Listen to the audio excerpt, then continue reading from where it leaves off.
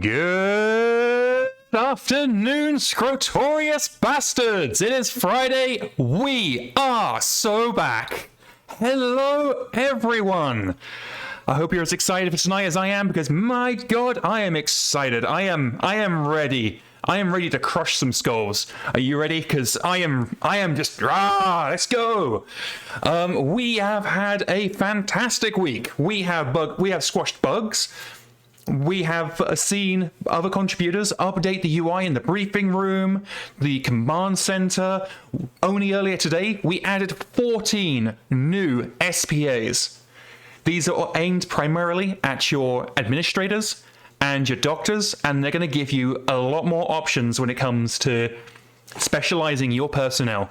Want to get cheaper transport? You can. Want to have someone embezzle monthly funds from your account? You can, but you probably shouldn't. Want to have a doctor who's really, really good at looking after people with prosthetics? You can. Oh, hi, Bandit. Bandit's getting excited. He's leaping into his cat chair. He's leaping onto my Lego shelf. The boy is on the move. Bandit, would you mind not eating my Lego? Whatever. It's fine. Everything's fine because it's Friday. The work week is over. Now is our time to relax.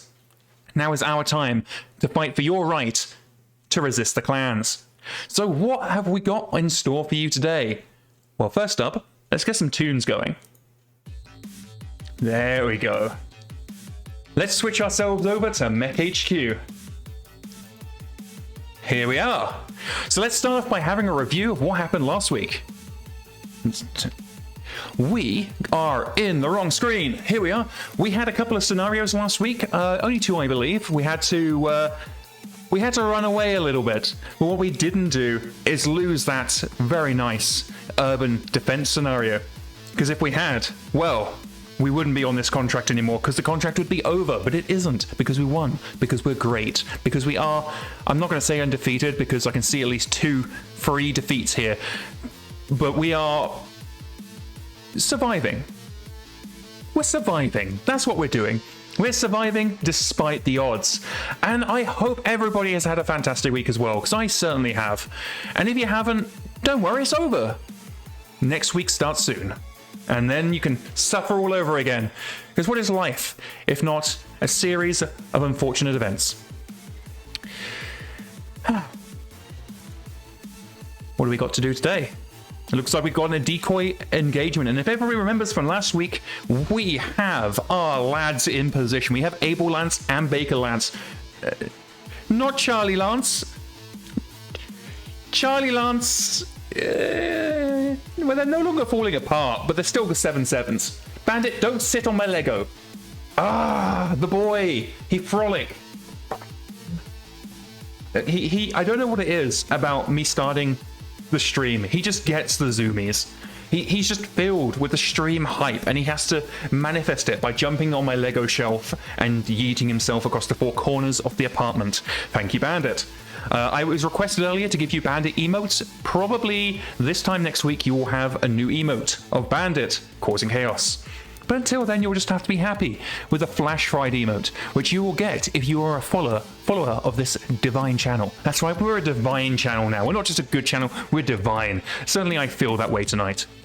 So, as I say, we have dropped Able Lance and Baker Lance. We are going to crush the red assholes, the pirates that we are currently fighting. You can tell they're called the red assholes. Look, it says right there in the bottom right, red assholes. I'm not even making it up. It's what it says. And we already have our salvage teams in position. We are going to crush them.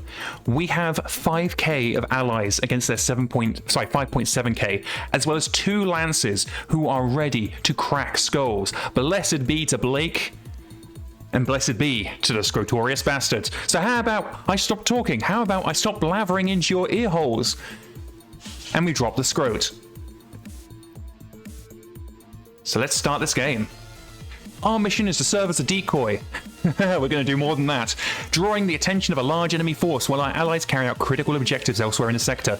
The enemy must believe you are the primary threat, forcing them to commit their forces fully to your position. Your task is to survive for the duration, or if possible, eliminate 75% of the enemy force to break their will.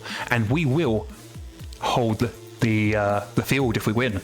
So let's commence the drop. Let's see. Field control scenario template states the victor retains battlefield control. This, by the way, we added, I think, early this week. So now the sandwich screen will tell you who's going to control the field, so you don't have to keep cancelling out and going back to check. So we are sending in salvage. Yeah, we're going to send in salvage. We are going to pick our usual suspects. And we're going to start the scenario. Let's go over to MegaMek and see what happens. Hopefully good things. Only good things can happen. So we've got our reinforcements arriving on round 5. On our allies, we've got a good old Hunchback, Centurion, Scorpion, Vulcan. I like the Centurion. The Hunchback's nice. I like every Hunchback. Like, this is the Swayback. It's okay, but it's got tandem charges. So it's got 7 shots of tandem charge. That could do some damage. Pink Bully says, may my dice not be as cursed as them. Dice hate me, so we'll see what happens. Let's have a look at the team overview. We are sporting 16.1k VV versus their 5.7. We don't know what they've got, but we know that we've got an entire company of glorious bastards. Let's drop and see what happens. Oh, and by the way, I remember to turn on the option, so we're now using rules as written turrets. We're no longer doing made-up MegaMek turrets. Okay, minefields, we're not going to bother with mines. Yeah, whatever, go away. Let's have a look at this map. This map looks fun. Oh, it's gone. Bye, map. Okay, let's have a look. If it'll let me. MegaMek, are you going to let me? Oh, this looks like a fun little map. We've got some ruins, got some polluted pools, water. So I've got some stuff back here. Yeah, I think we can do some damage on this one. Already guessing one assault mech. I would be perfectly happy for them to bring them assault mech because I am more than happy to take their assault mech. So we are going to show our courage. We're going to remind these pirates, these red assholes, that this is Rasalhague territory. At least I think we're on Rasalhague territory. We might be striking out into Draconis Tombine, in which case this should be Rasalhague territory. 445 tons with 5k BV. There's a heavy assault mech. There might even be an assault lance. Can you imagine the juicy juice we'll get out of an assault lance? So it looks like our allies have decided to charge in with us. We are the vanguard. They are the backup. We are going to shred the red assholes. We're going to make them regret coming on our turf. There we go. I have myself a sippy sip. Gonna hydrate before I dihydrate. An assault lance of charges. Can you imagine? If it is an assault lance of charges, well, we'll be fine. What are they gonna do? Charge us? Okay, we have nothing on sensors. Or as Star Trek likes to say, the sensors. We have nothing on sensors. Let's advance and see what pops up. Still nothing. Okay. Oh, there they are. We have... that looks like the bulk of their forces. So let's scootle up there, see what we're detecting. We have a Shadowhawk, a Grasshopper, a Buster, whatever that is. It's got PVC. And behind the minimap, we have a Quasit, a Wolverine, and a Quick Draw. Yeah, alright. I wouldn't mind the Grasshopper. The Wolverine's resoundingly fine. Quick Draw could be interesting. Yeah, we absolutely... Yeah, the Grasshopper. We've already got a Grasshopper. I would be perfectly happy to add a second Grasshopper. But we have contacts. Let's kick ass. We are just going to go straight in there. We have 2 lances already on the field with a 3rd lance to fulfill the round company. Already en route. ETA 50 seconds. We just have to survive 50 seconds. And we'll go a Vedette. And as we learned from last week, the Vedettes are where their morale lives. If we can destroy the Vedettes, they'll break. And here's the thing. We need to take out 75% of them. This isn't a 50% one and done. This is 75%. So we're going to get some salvage out of this. Radar asks, is this a pre-made? PS359 says the same. And yes, it is. I highly doubt we'll have anybody in range. It certainly doesn't look like it. Let's have a look at the LRMs. Nope, not even within direct. Looks like they're holding up. Yeah, so they're waiting for us to come into this, what remains of this broken up plaza. And they're going to come in on our flanks. But that's okay. What's the worst they can do? Kill us? I doubt it.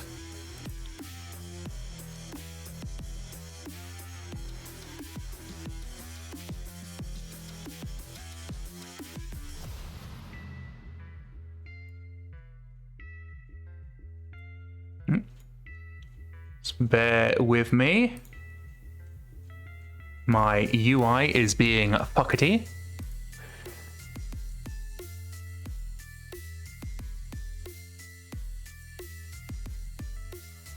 OBS really is the gift that keeps on giving.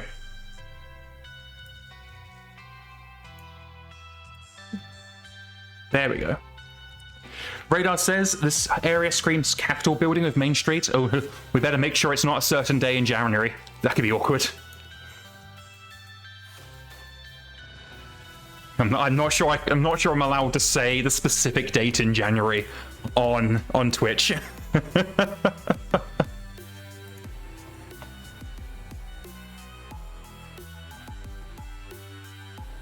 PS359 says OBS, the gift that keeps on giving, like herpes. One of the things I did enjoy before I stepped away from the program for a couple of months was introducing space herpes to the campaign.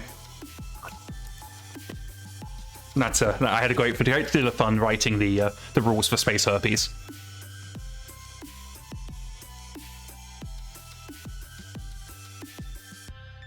Okay, yeah, so they're advancing into the plaza.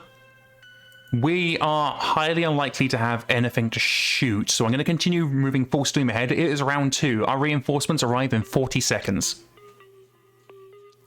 Yes, 359 didn't realize space herpes was a thing. I don't think literal space herpes is a thing, but space herpes is what what was the dev name for the disease outbreak system that got introduced a couple of versions ago. So I don't think they added literal space herpes, but space herpes was the project name.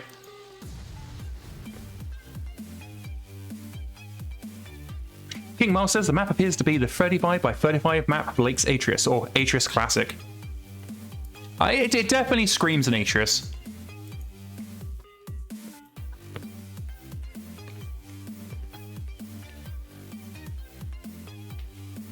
Okay, it looks like we got some hostile... Oh no, our friend Fisticuffs is skidding all over the place.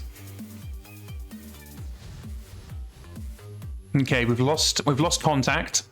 We still know where the industrial mech and the... Ooh, we have some gunfire. What are we having here? Is it going to show me? We have an LRM-10 from the Quasit. Well, it seems only fair to return the favor. Boop. Let's go over here. MegaMek, I said, oop. Let's go over here. Thank you. Okay, this is very flat, so we're going to turn off isometric so that everybody stops floating. Thank you. Oh, one of our allies is shooting the Quasit, but we do have a very bad shot on quick draw. 0%. We can do it. We got this. Yeah, no, that's not happening. We do not have the pilots to pull off a +9 attack.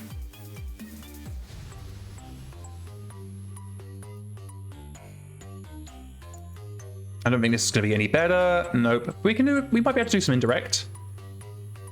Okay, we might be able to do indirect here. Let's go into indirect mode. Click on our quick draw. Our survey says that is no contact. That's fine. As soon as we get into this killing field, we're going to have all the contact that we want. So rather than wasting everybody's time, we're just going to skip ahead, because I can't imagine Odin or Knife Edge have much to say. Yeah, it looks like they're firing some, but I'm not really worried. Yeah. They did 3 damage to Odin's torso. They didn't even destroy the searchlight. Okay. So we do need to be careful, because once we get into the plaza that I'll just jump to now, once we get to this plaza, we're going to have hostiles on our west and on our east. And so what we may do is see which way our allies go, and then we'll peel off in the opposite direction. Radar. Oh, you scratched the paint job. Spilled my damn drink. That's right. Like Odin's cup of coffee, just straight in his lap. Like he's gonna have 3rd-degree burns by the time he gets back.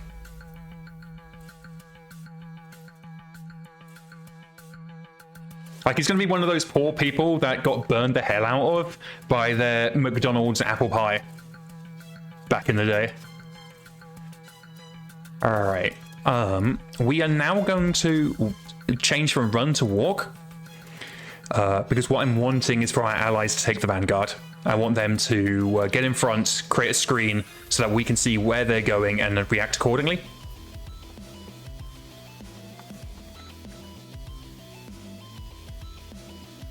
King Miles says, fortunately, Odin has less to be burned down there than usual.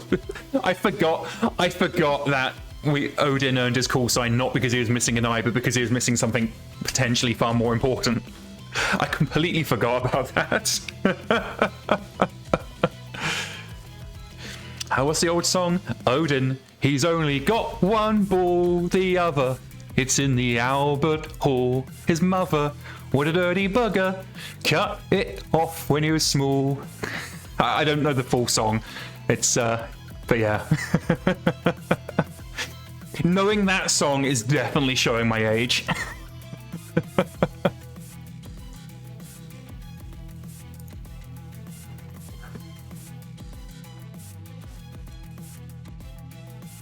And if you're wondering where the song has come from, if you Google it, just replace Odin with 4chan's favorite historical figure. Okay. Looks like we can throw some down at the vedettes. Let's throw a large laser and some lerms. Ba-chow. Oh, got an AC2 carrier there. So that'll be the AC2 carrier I would like to get off the field, not because it's particularly scary, but because those golden BVs could cause us problems. The AC2 isn't going to do us a lot of damage, but it can do enough that it becomes a concern. It looks like we've got indirect fire on the vedette. Someone's being nice and kind and spotting for us. If we toss a twist, we can also throw some fire down at the quick draw on our right flank. I'm just waiting for... Oh, I need to go into mode first. Doop. Let's see here. 28%. Okay. Let's go back into normal mode. Let's have a look at our quick draw on the flank.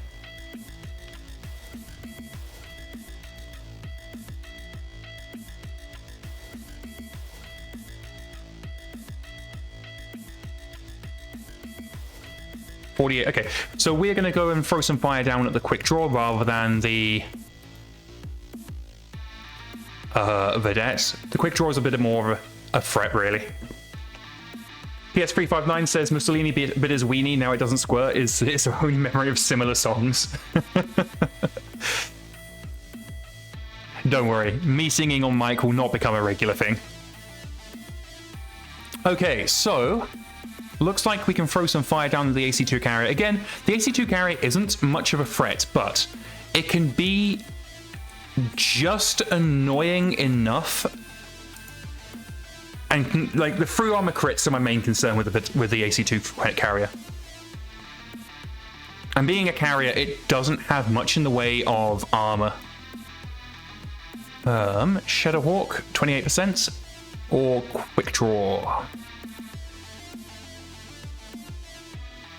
Quick draw is 17. Okay, let's throw fire down at the Shadowhawk.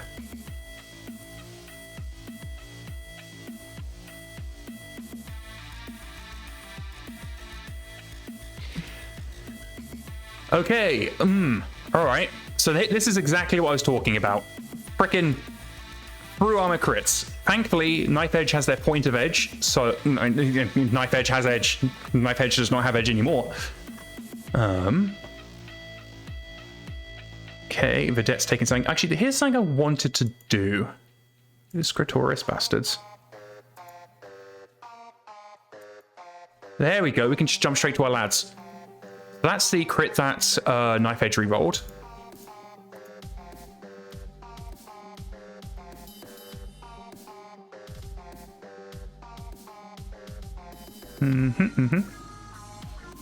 I think it's quicker just to scroll, really. It'd be nice to have filters. So it looks like critical hit on the front, but there's nothing there. That sucks. Okay, we're just throwing hands, bit of paint off both sides. Skip past all our attacks. At least we don't have to worry about searchlights.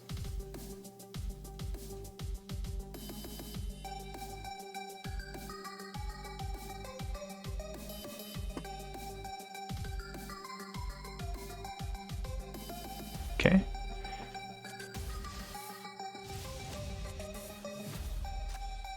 I'm not sure if the quick draw on our right is brave or stupid, but I'm perfectly happy for them to come closer. Okay, here's the Wolverine, the Grasshopper at the back. Okay, the quick draw has decided they want to come and play. So how about we say hello to the quick draw? We'll send Odin up. Yeah, that should be fine. So Odin's going to move forward to get some MekHQ in on the quick draw. Okay, looks like the Wolverine's getting grumpy as well. Okay, we're going to advance with Jezebel. What I want is to draw them into this, just on the edge of the killing field. Allow our allies to swarm forwards and basically pick it, and then we'll just throw support from the rear. Because what are allies for if not to take hits for us? So their betters survive.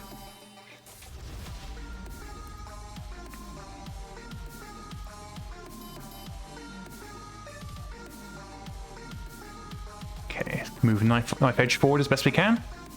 Oh, that's difficult terrain. Okay, knife edge is not moving very far, but that's okay. We'll forgive them.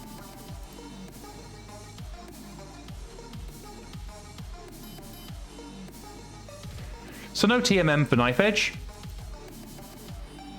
but at least they can continue their advance. We're going to now continue up with bird kicker. Oh, my UI lagged a bit there. Not entirely sure what the Scorpion and the Vulcan on our left is doing, but I'm sure they're having a great time.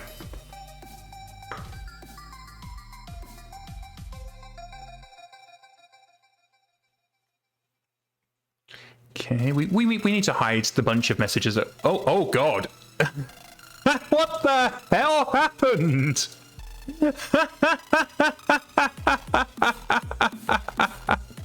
I have no idea what's happening outside of our sensors. But it's a Benny Hill moving. They're falling into hexes, they're skidding, they're critical hitting themselves, they're knocking themselves out.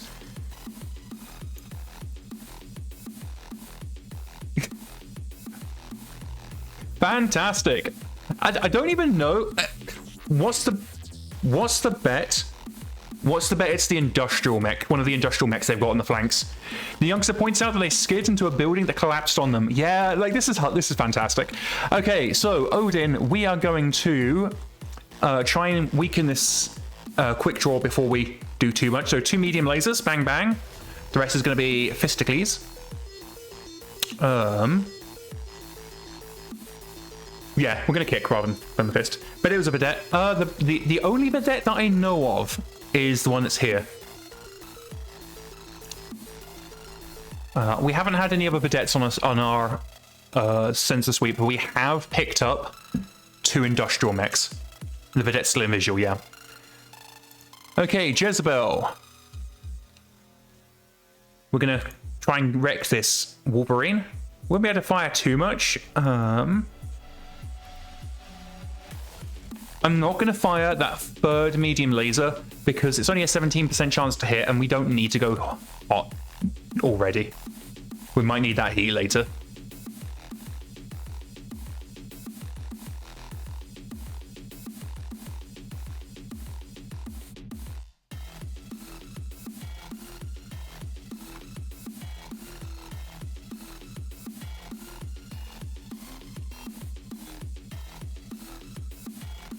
Okay, it's torso twist. The quick draw is right within medium range. So let's whack that. Something Daka. 28% still good, so we'll fire the AC5s as well. We'll fire one AC2. It'll make us heat neutral. That's fine. Oh, PS359 says Odin has the talent and sheer ball, singular, to see this engagement through to the end. Okay, bird kicker. It looks like that Vedette has like no TMM, so we're going to try and take the Vedette off the field. I like Vedettes. Vedettes are not going to be anybody's favorite vehicle. Like they're just not. But the Vedette it's not bad. It's just not blowing anybody's skirt up. Okay. So we got a critical hit on one of the AC5s in the Vedette. That might even be its only AC5. Crit on the upper leg on the quick draw.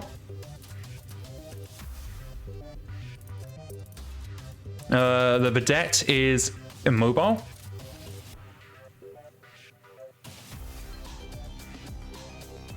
Radar says I'd rather have a Scorpion for the cost of the Vedette. Right. Like, yeah. No, I do agree. There are better units. But if my choice is a Vedette or nothing, I'm not gonna be like, oh, I'd rather not, mate. Like there are definitely some vehicles where not having a vehicle at all is better than having that vehicle. The Vedette is not among them. The Vedette's just resoundingly okay. Sure, it's less okay than like the king of vehicular okayness, this Scorpion. But I think it's just fine. PS359 says, in the lore, the Vedette is considered to be the ultimate mediocre tank. So much that tankers rate other tanks by how many Vedettes do you think this thing's worth? Yeah. Not going to have any other attacks.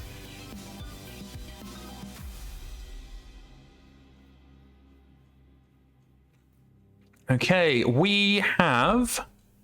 Odin got kicked. Odin kicked back. Looks like...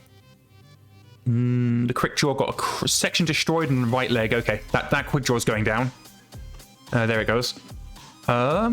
We stood up. Fantastic. Okay.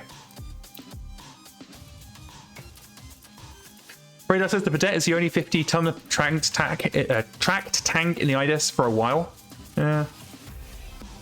King Mal comments that if you can afford a Vedette, you can probably afford 2 Scorpions instead.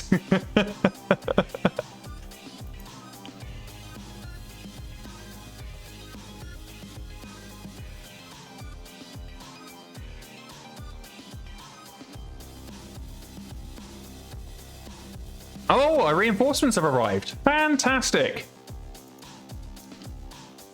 There's Mr. Krabs. I'm sure Mr. Krabs will do fantastic as always. Who else we got here? Red Frosting. We do love Red Frosting. Red Frosting's good. It's the 7-7 pilots that could. That's what Baker Lance is. It's just the 7-7 pilots that could. Radar says reinforcements have arrived.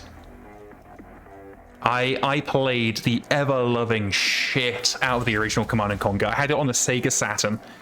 I was like one of 5 people in the world to have a Sega Saturn. Which, the Sega Saturn was more powerful than the PlayStation 1. But it's the PlayStation 1. Okay, so it looks like the Wolverine's coming in for some MekHQ. We're actually going to back Jezebel up. Not because I'm particularly scared of the Wolverine. More because I don't want to get... what am I talking about? Jezebel's in a Thunderbolt. She don't give 2 shits. Are they on a building? They are on a building. What's the height of the building? Oh, MegaMek, you can tell me. Hey, the building is height 5. Okay, in that case, yeah, we want to back up because we're not going to get any kicks in, and we literally might as well.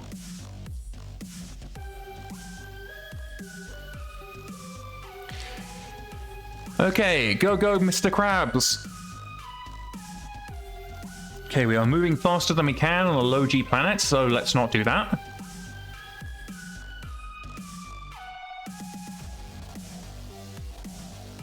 PS359 asks if the Sega Dreamcast was Sega's next console. It was. My wife had a Dreamcast. The Dreamcast, like, if the PlayStation 1 hadn't been the PlayStation 1, we would have had the Dreamcast. And honestly, the Dreamcast was the better console. Like, I don't think that's a hot take. Yeah, it's definitely not a hot take that the Dreamcast was a better console. But when you're competing against the PlayStation 1, yeah, you're never going to win. Radar says Red Alert 2 was their first... Well, okay. Radar corrects themselves and says Command & Conquer Renegade was their first Command & Conquer game. I freaking loved Renegade. I thought Renegade was the shit. The way that it combined base building with a first-person shooter, I think that I do think that that it was ahead of its time. I think, yeah, and the Pink Blues agreeing, is very ahead of it. It was effectively a MOBA, a first-person MOBA, well before MOBAs were really a thing. Oh! I didn't realize that quick draw was a MOBA. What happened? Oh, their pilot got knocked out. Okay. Well, in that case, it would be rude of me not to take advantage. Actually, yeah, we're gonna stay here. Honestly, I don't feel the need to move right now. Radar is more of a hero shooter than a mobile. Yeah, no, I would agree with that. I haven't really played many hero shooters. Overwatch never really appealed to me, and then obviously I didn't get. Yeah, that is exactly what happened. They tried standing up with no leg and went back down again. Shoot his head off, salvage it, and sell a piece of shit. Why are you guys so mean to my beautiful, crappy intro tech units? You wait until we do an Age of War campaign. You'll be glad. You'll be glad to have a stock quick draw in our Age of War campaign if we ever do one. You'll be like, stock quick draw. I'll take 6. Bullying my crappy intro tech units. It's just rudeness, is what it is. Nobody has any respect for the crappy intro tech units. I feel like right now we're just gonna overheat a little bit. I'm not too worried about that. And if we can get rid of this Wolverine, I'll be perfectly happy.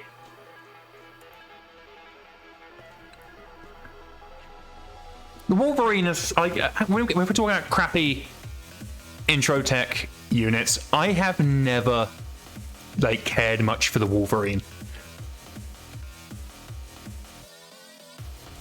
The Wolverine's just never really done it for me. King Miles says, salvage the quick draw, get a pilot called 6 shooter and refit the quick draw to have 6 AC2s. Better idea. Salvage the quick draw, get a pilot called 6 shooter, and then equip it with 2 portable weapons.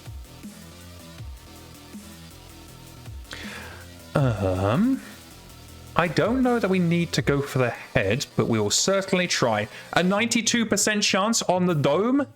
We would be silly not to go for that.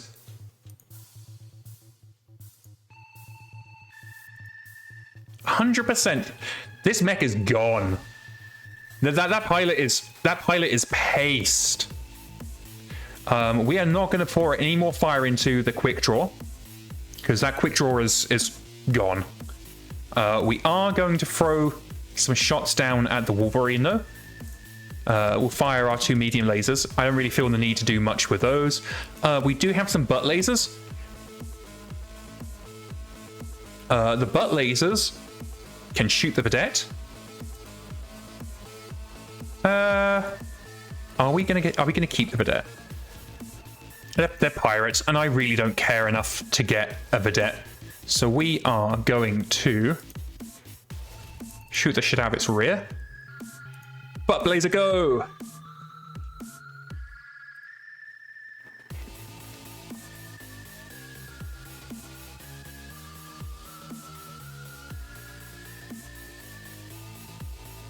Let's see here.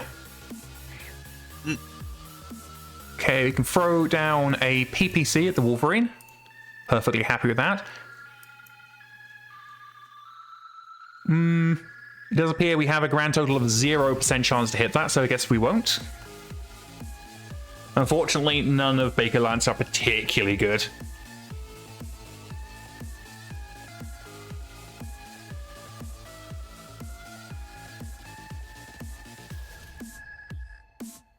I don't know that our tree bucket will be able to pull any fire on this, but we'll try.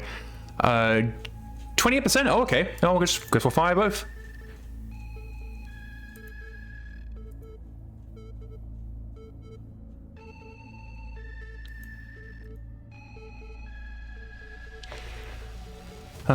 Bird Kicker is going to torso twist. No, Bird Kicker is not. Bird Kicker is going to try and get rid of this AC2 carrier. We've got fantastic shots this round. Look at these to hit chances. We are going to overheat a little bit to try and get rid of the AC2 carrier so we're not dealing with full armor crits for the rest of the game. I don't know that we'll be able to hit this Wolverine, but we can certainly try. 17% chance, the worst we can do is miss.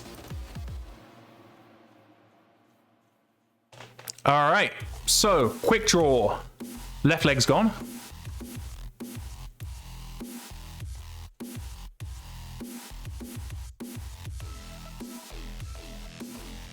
Left torso's gone. The vedette's gone. The vedette is still gone. The vedette is extra gone. AC carrier. Not anything worthwhile. Okay, we bent one of the barrels on the AC-20. AC-2. Okay, that's fine.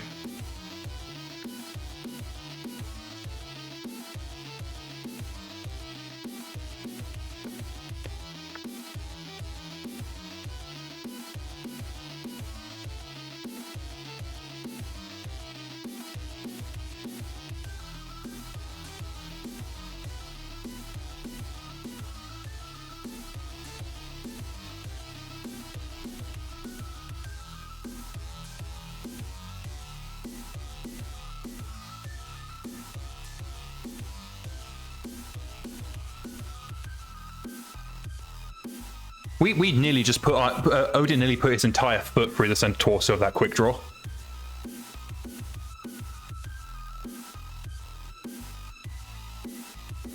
Radar corrected me saying that it was a malfunction, so we just threw it out of battery and they need to reset it. Fair enough. King Miles says they prefer an AC2 carrier over an SRM, but they prefer an LRM over either. I will say yes. If you are in a position where you can keep your SRM carrier protected. For example, an urban environment with double blind on, and you know the enemy's coming towards you, so you don't need to reposition. The SRM carrier can do horrific damage. But it's like the urban mech in that it really excels in an urban defense role, but doesn't really work outside of that role. Like an urban mech in an open field it's just not going to work, and same with the SRM carrier, it's just going to get pulled apart. But if you're in an environment like this, and you know the enemy are coming towards you, you stick an SRM carrier, like for example around this corner here, so they come around the corner and you just fucking unload.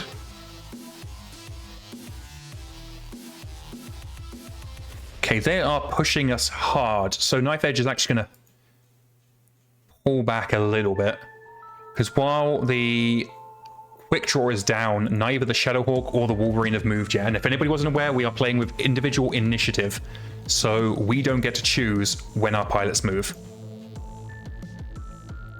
So our plan is we're going to pull down towards the left flank here, while our reinforcements push center, and our allies just do whatever the hell they want.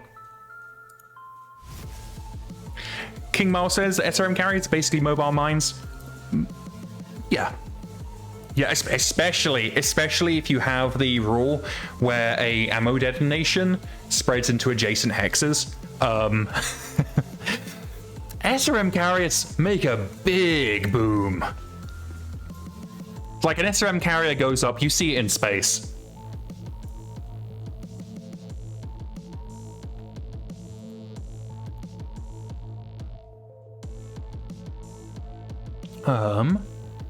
Let's move Mr. Krabs up a little bit, but not their full movement. Radar, I have enough ammo to be seen from orbit. Exactly. Yeah, we have to remember we still have the Grasshopper at the back and an industrial mech, I think it is. And we got an industrial mech back here as well. I don't know what the Grasshopper's doing, but it's doing something. Like, I'm sure it's having a great time. Like, snap cut to the Grasshopper and it's just playing in the ball pit. Like the Dashcon ball pit.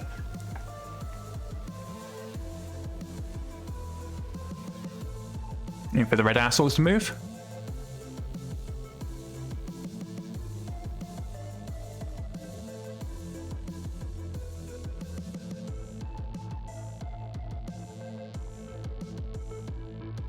Holy crap, so Psychatic just dropped in to say that with all DLC, MechWarrior 5 Mercs has 551 mech variants spread across 91 chassis. That honestly is really impressive. And the thing to remember, every time MechWarrior 5 adds a unit, it means you're likely getting it in MechWarrior Online and vice versa. King Mouse says AC2s and LRMs are somewhat less disposable because of their range. Yeah, I agree.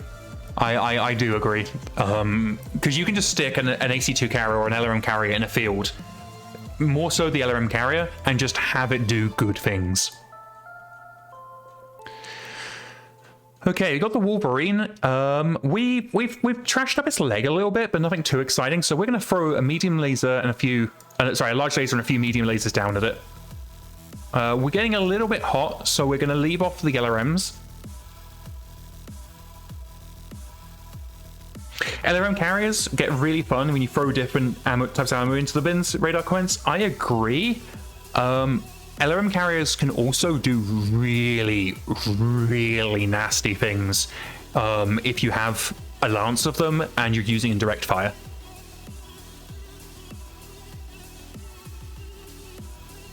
Psychotic said they've been here since the beginning. They were trying to play Fallout 4. Fallout 4 is the worst game I have over 1,000 hours in. Fallout 4 just is bad. Like, it's so bad. The gameplay, the stories rather, is just mediocre. The shooting isn't anything to write home about, but it has such a good moment-to-moment gameplay loop that you just end up burning hours in it and not realizing why. It is, as I say, it is easily the worst game I have over 1,000 hours in.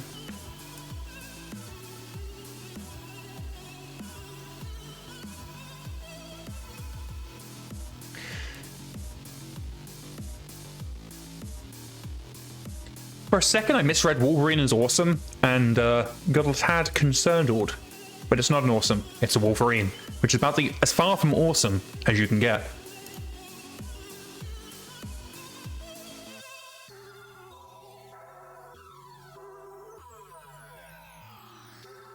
Let's see here. We are doing good. Looks like at this point we're just throwing a couple of shots down on the Wolverine just to keep him hunkering down. We're not expecting to actually hit anything. But we can just keep that Wolverine's head down, keep the pilot concerned so that he doesn't notice Draco and the Vulcan on his rear. Because that industrial mech and the AC2 carrier are not sticking around for long. They're here for a good time. They are definitely not here for a long time. Which, to be fair, can be said about the Scrotorious Basterds as a unit.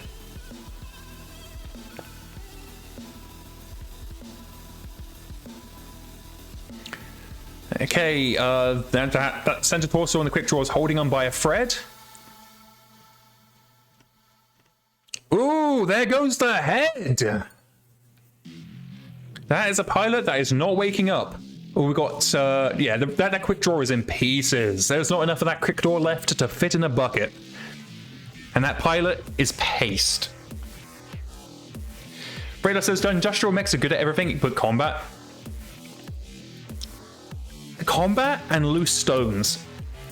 Like, if you fall over in an industrial mech, like, here's the thing. If you crash a forklift, it's fine. You can just, you know, hammer out the forks a bit or just, you know, take it to the garage.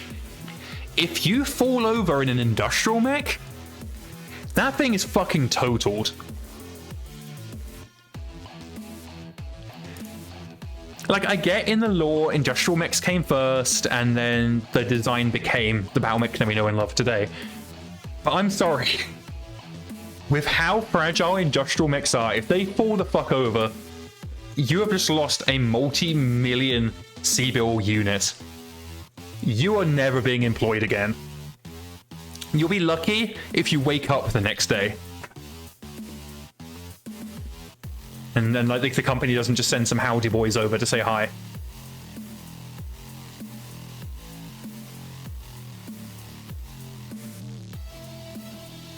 Okay. So Wolverine's moving up to the northwest. At this point, then, we are going to start advancing again. My concern is we have a lot of blind spots, and I don't want to just bring ourselves into a position where we can't see. That should be fine. Especially as the Shadowhawk hasn't moved yet. That Shadowhawk still hasn't moved. Okay, but what we're going to do is we're going to move Knife Edge up here so that we can put some fire down on the Wolverine. Radar comments that if you survive the damn thing blowing up, because most don't come with ejection seats. That Shadowhawk still hasn't moved.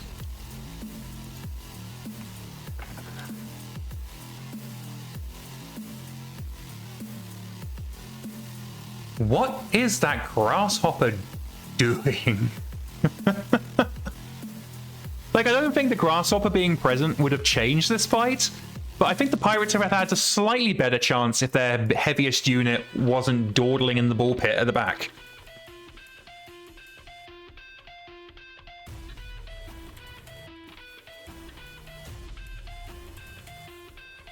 Okay, looks like Jezebel might be getting a little bit toasty. Heat 5, yeah, so we need to make sure we don't overheat anymore with Jezebel. Should be red frosting up soon. Or possibly bird kicker. Okay. So bird kicker, we're backing up with an aim towards putting more fire down on the Wolverine over there.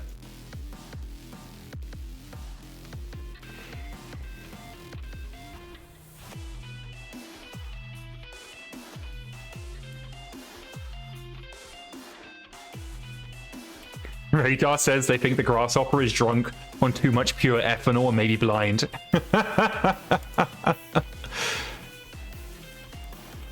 he just did a line of coke before the battle, and he's just having the best time. Okay, that's all good.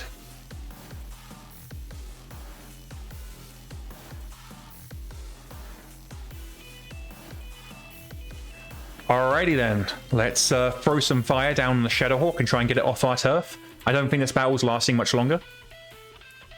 Medium laser, medium laser, medium laser. We're not going to waste the heat on Smellerems. It's far too close. Let us shoot. We're actually going to shoot the LRMs probably at the... Yeah, we're going to shoot at a pair of LRMs down at the Wolverine. It's taking us a little bit hot, but that's not a problem. We wouldn't be in a sphere pilots if we weren't pushing the red line a little bit. So middies, we're actually just going to Alpha Strike. Fuck it. Fuck it, we ball.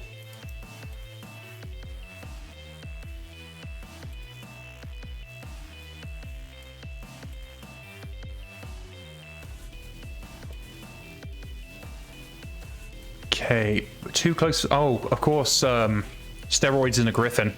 That's okay. We can throw fire down on the Wolverine instead. 28%. What do we got? 20%. Okay, we'll throw another Alpha Strike down at the Wolverine.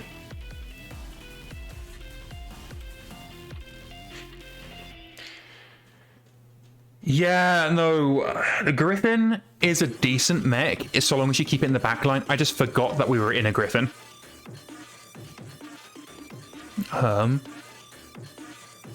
What's there to hit? Okay, yeah, we're gonna throw some SRMs down at the Shadowhawk. We might get something juicy.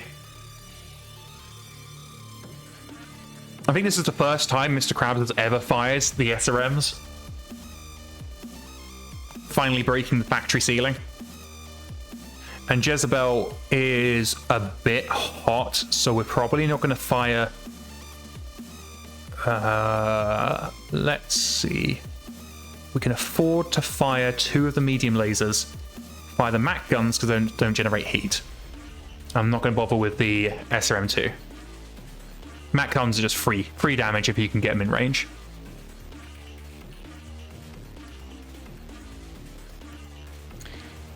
Okay, our Knife Edge notices Bird Kicker. Bird Kicker is going to throw a large laser and a couple of middies down at the Wolverine.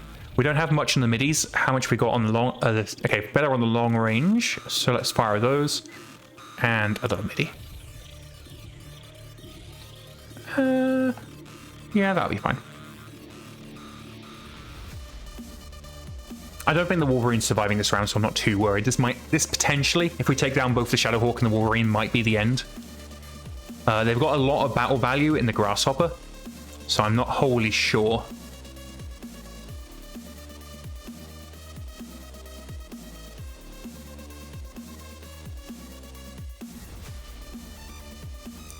PS359 says pew pew pew. Pew pew indeed. Alrighty. Don't care about our allies.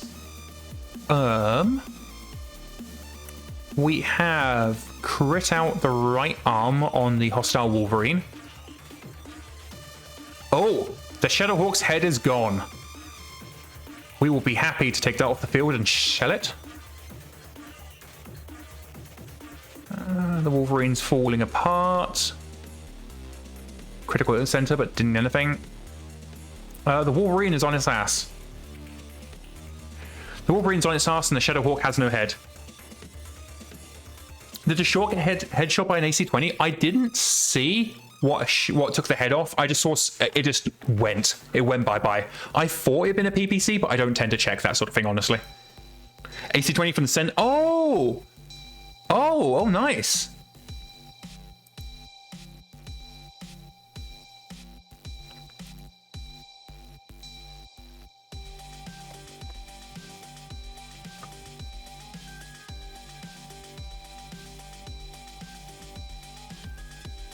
I really, really like the Centurion. I do think a lot of the Centurion's popularity is because of,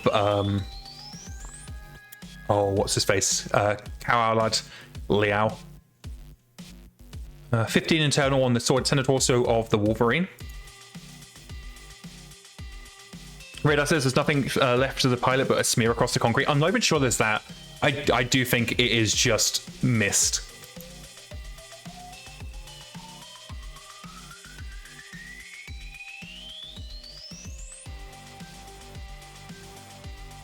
Let's have a look. Have we won yet?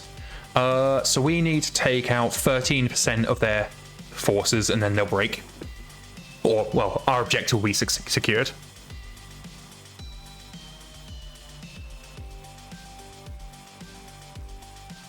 Oh, interesting. I didn't know Justin Allard used one as well. That's cool. Okay, that Wolverine's in force withdrawal.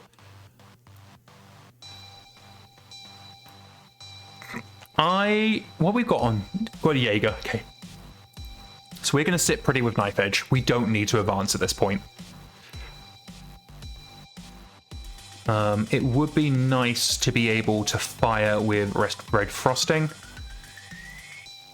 I'm not intending to salvage the Wolverine. I really don't care for Wolverines. So we're just moving up ahead and we're just going to delete the Wolverine. And hopefully that should be the last we need to win this scenario.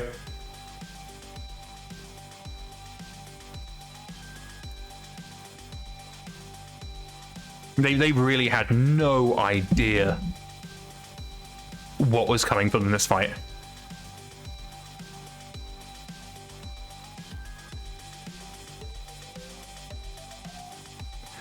Which Allied Lao is it that did the whole shenanigans in the Capellan Confederation that kicked off the Fourth Succession War? Which Allied Lao was that? I'm getting confused. And while we're waiting for chat to respond, we're basically just skipping past. We're not intending to do something. That was Justin. Okay, I said Carl, I meant Justin. Oh, the Wolverine got up. Look at you, little buddy.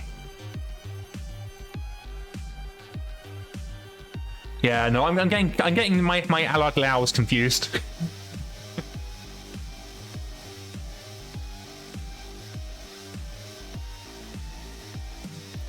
Here I was thinking that the Wolverine was going to just headbutt the concrete. And there it goes. Scurrying off like a little shit. That's okay. We've got a tree bucket. Cramped cockpit and all. Yeah, no, they did a great job. Like, hats off to that pirate. They're not going to survive the fight, but hats off to them. Can we even see?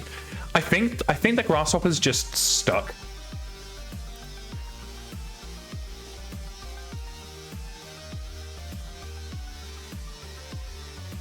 Most of our shots are going to be wasted unless we can actually see the little gaggle of dudes on our left.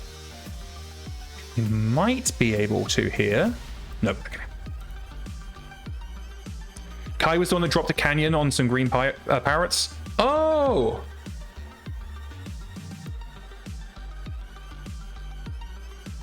Yeah, I have definitely been getting my Allied Laos confused.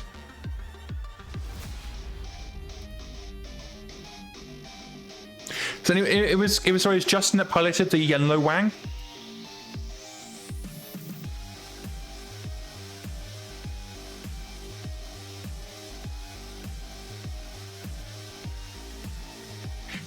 Radar says that they love the Hatchman. Hatchman is a fun mech.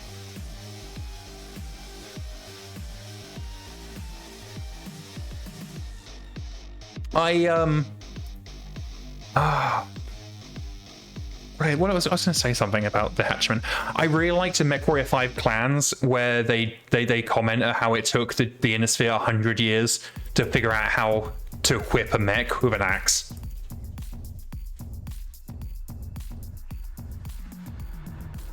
Okay. LRMs, we're going to try and get... We've got the Wolverine's pretty open, so even though we haven't got the best chances to hit, we are going to go ahead and throw the LRMs down to try and crit seek. There we go.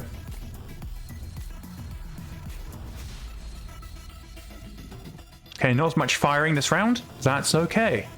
Not every round has to be chaos. Okay, we blew off the leg. Ah, the left leg on the Wolverine's gone. Okay. They have not passed out. Critical hit on the engine and the gyro. They've got 9 internals left on the center torso. I think if we've got someone in a melee position, we might just have taken them out.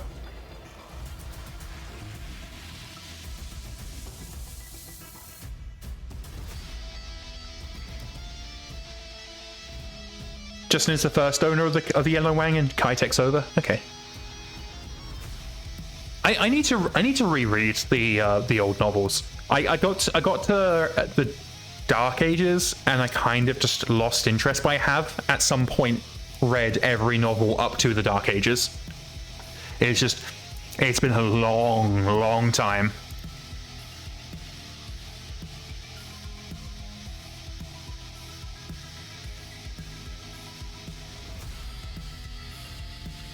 I don't think our Vulcan friend is in a position to do melees. I think the Vulcan's on a height-free building, so it can't melee the Wolverine. But that Wolverine's not getting back up. I'm anticipating the Wolverine pilot ejecting. I know certainly that's what I would do in their position.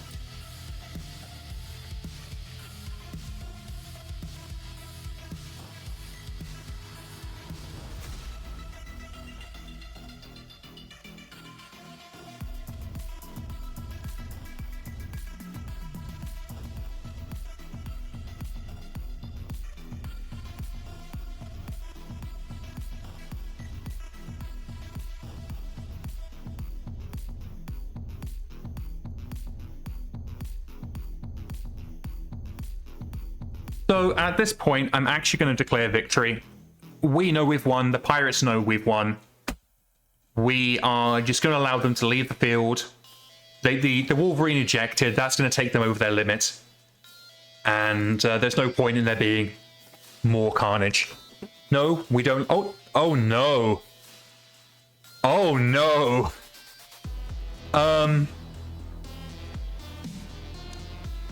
Their pilot did a pigeon into the window. Ouch. They took 4 damage. They ejected and immediately turned into soup.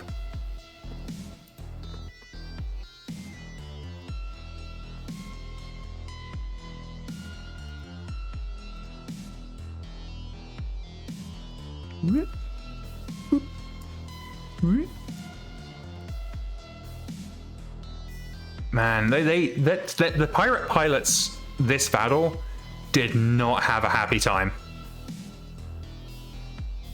Not getting any ransom. No, I'm not sure we can ransom the contents of a bucket.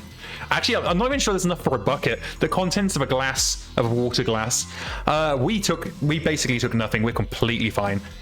No injured pilots. Okay, well, let's have a look. What's the Shadowhawk like? Okay, so the Shadowhawk's like intact. It's not a great mech, but it's intact. The Shadowhawk suffers from having too much ammo. It's got 3 ammo-consuming weapons on an Introtech chassis. But, like, it's not bad. And the Wolverine's going to be in a much worse condition. Yeah, look at this. Yeah, the Wolverine's having a rough old time. We captured one of the AC-2 carrier crew. Other than that, got ourselves a kill. We are classified as we've won because, like, we were either winning or they were dead, and that's definitely a decisive victory. And the Shadowhawk could be a spare mech. This is what I'm wondering. It's going to come down to whether or not we have the salvage for it, because I don't know that we do. We do. We just about have it. Okay. So that's, yeah, I mean, we get to take both. So we give our employer the remains of the Wolverine, and we take the Shadowhawk. There is something I need to do very quickly. Is to go into MekHQ client options, and I need to go to New Day and make sure that all the nags. Make sure all the hide nags are unticked, because I tick them all as part of untick them all as part of testing, and there's some notifications in there I do not want to miss. Okay, so our new Shadowhawk, we are going to mothball that.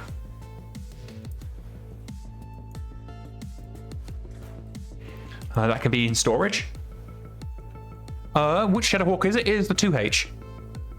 Oh, okay. No, you're right. This is the good Shadowhawk. Oh no, I'm looking at the Crusader. Yeah, no, this is the 2H. With the problem with the 2H is you've got an AC5, an LRM5, and an SRM2, which are all individually good weapons, but having 3 tons of ammo on an Innosphere Introtech chassis is just a firework display waiting to happen.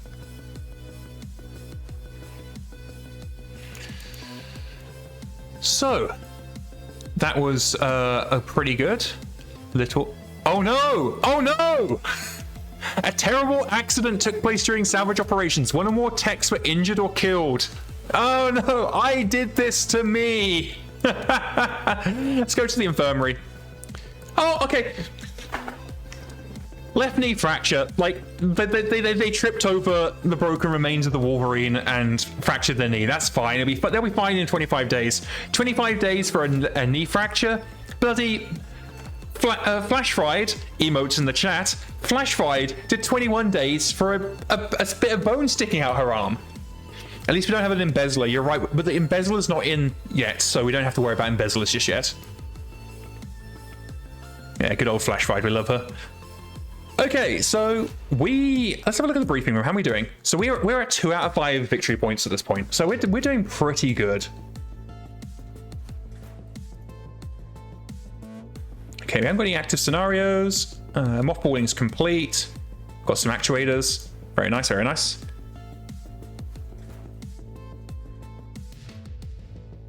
By the way, folks, what do you think of the new the new improvements we're getting to the MekHQ UI? Are you guys liking?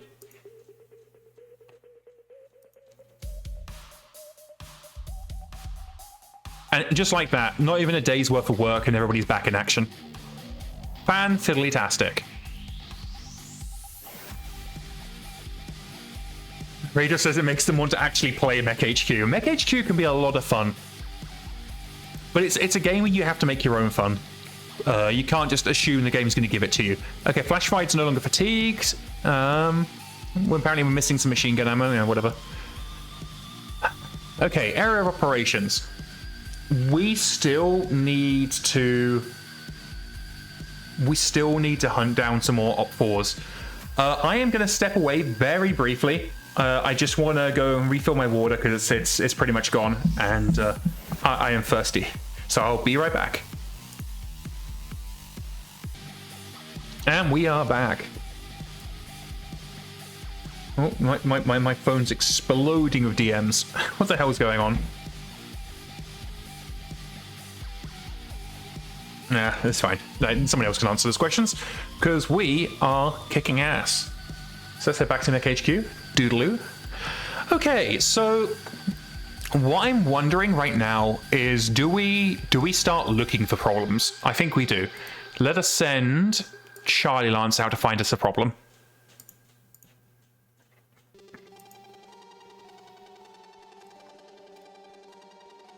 Oh, by the way, so anybody unaware, we are adding an option that will allow you to have everything shown in the one tab, should you wish. Oh, looks like we got some action. Oh no, Charlie is just back. Okay, Charlie can afford to have a little bit of fatigue. I don't think that's a problem.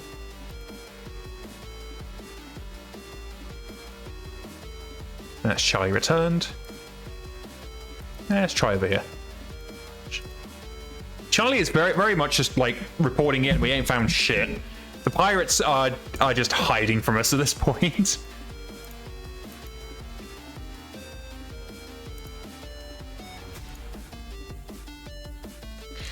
Venerable Command BattleTech gets a facelift. The Cyclops are well, no, we need newscaster voice. The Cyclops, a common command BattleTech, has been fielded with a new variant, the CP-11A. Sacrificing some of the short-range firepower of the Zeus 36 autocannon, the new model is equipped with a Zeus slingshot Gauss rifle, which has an incredible range of Haven't we already seen this one? An incredible range of 666 meters. While slightly less powerful, the new weapon system allows a commander or other pilot to engage enemies from ranges that many mechs will struggle to effectively return fire from. This upgrade is also one of the many produced locally within the Free Worlds League by the Iran BattleMechs Unlimited. Thank you, Comstar News Bureau.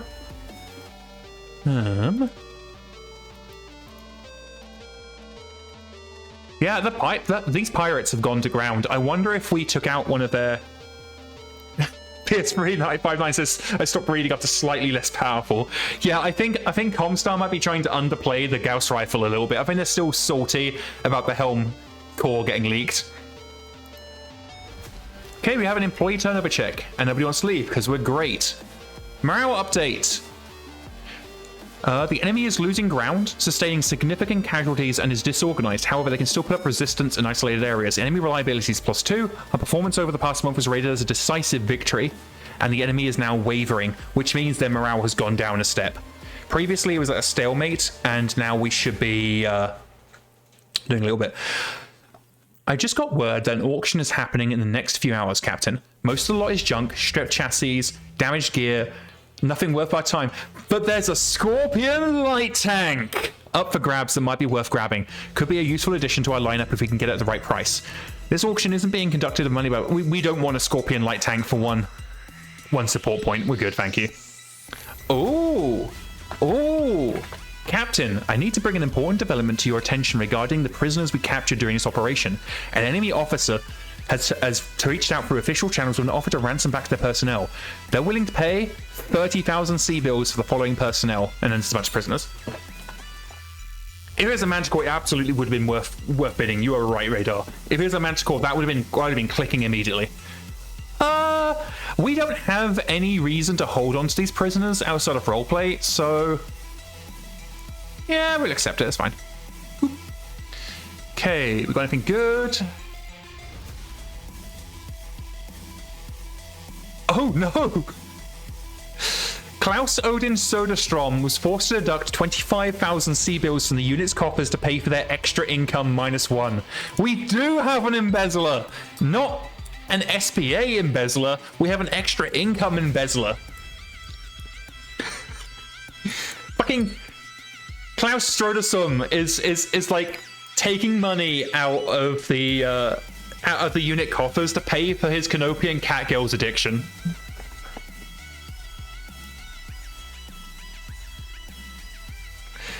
Okay, unit markers updated. Do we have anything juicy in here? Let's have a look at mechs. Because I feel like we do have a mobile long-tom artillery, but I don't really want to faff around with that just yet. Let's have a look at mechs. What do we got in the mechs? Powerful Wasp, Crusader, Wolverine, Crusader, Griffin, Stalker. It is okay. The Stalker is 8 mil. We cannot afford a Stalker. We've got 12.5 in the kitty. None of these are a particularly good discount. I know I've only just come back, but my dogs are screaming. I will need to let them out very briefly, so I'll be right back. Apologies for this, guys.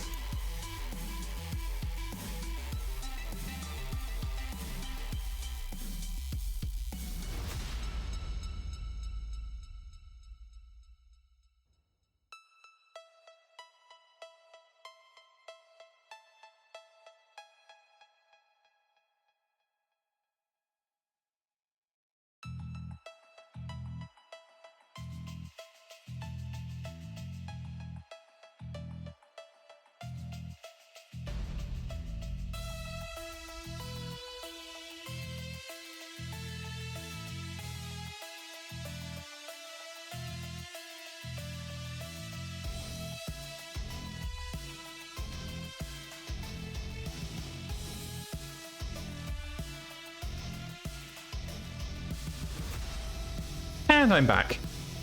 PS359 says that Odin's stocking away the cash for a special surgical operation he's planning. that's coming to a advanced surgery operation. Okay, so everything seems good. The enemy's weakened. There's a special event, but there is no special event, so I'm not sure what happened there. So let's continue. How are we doing on fatigue? Fatigue's in other, I think. Fatigue. Oh no, we're completely fine. Okay, time to send Charlie back out. Go on, Charlie, find us something interesting. Well, considering we're part of the Rasalhague Republic, our deliveries are free, so yes, please. Yeah, some good stuff. And that is all fine. Okay, cool. Let us continue. We have definitely broken. The pirates have absolutely gone into hiding at this point. We're not finding hide nor hair of them.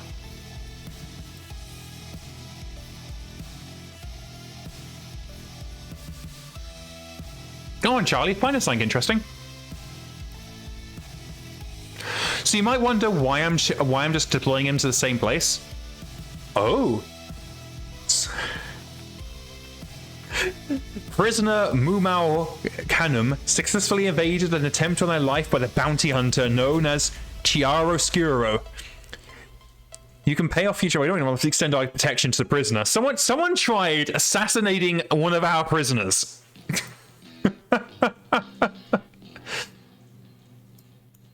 I'm not sure if I'm insulted or impressed.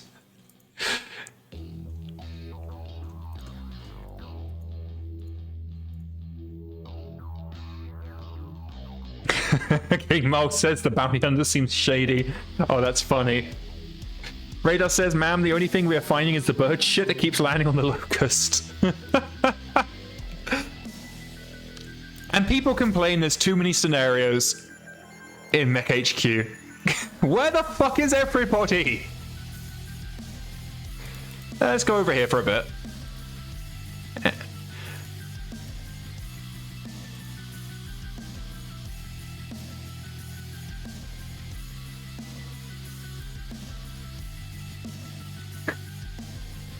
What is this?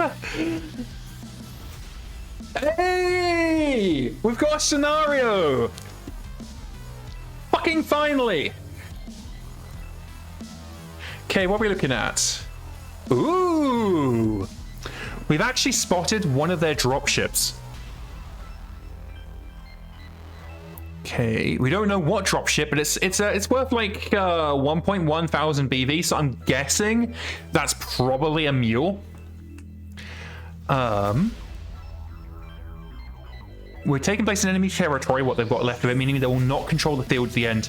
It is a turning point. We do need to win this. I really don't want to fight it though, because we need the turning point.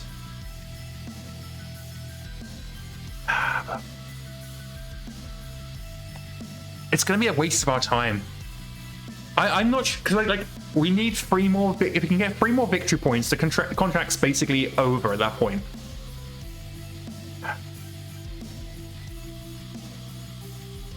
I think we're going to go for this. We're going to go for the deep raid because I want to try and just get this contract open with. It's not a mule. Well, we are deploying. We'll see what it is.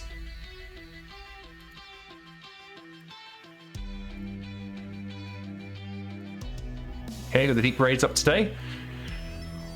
Alrighty then. It's time to start. Let's see what we got. There's no point in sending in salvage, because as it says here, the enemy always retains battlefield control.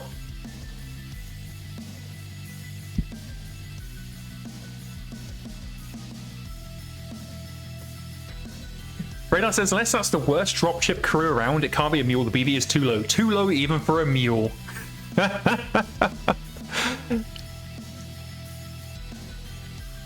Okay, let's have a look. We are looking at 10.666 against 8k. So we've got a 2k bonus. All we want to do is just focus in. Oh, we've got an airport map. Oh, that's cool. We're going to deploy some mines right in the middle of that.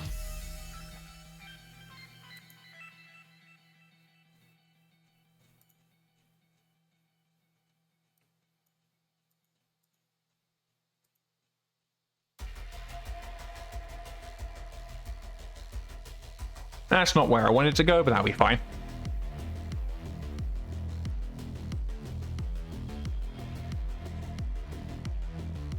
Okay, where are we deploying from?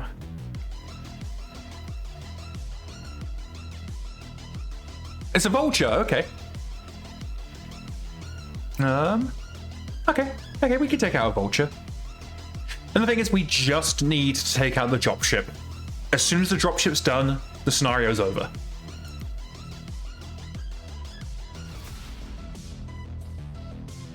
Okay, looks like we're coming in from the woods at the south. We're actually going to come in along this road, is what we're going to do.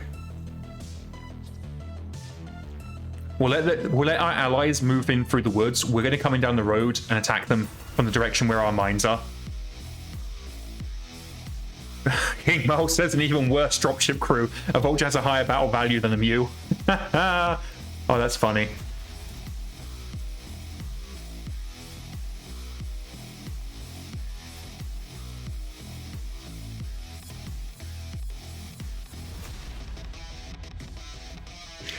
Looks like we got a Jenna and a couple of Panthers, it looks like. That's definitely a Panther. What are these? Are these a Panther or are they Commando? Oh, so we got 3 Panthers, a Jenna. Okay. I'm not entirely sure the Recon Lance is the one to send in against a dropship, but, you know, what do we know? Clearly not as much as Command.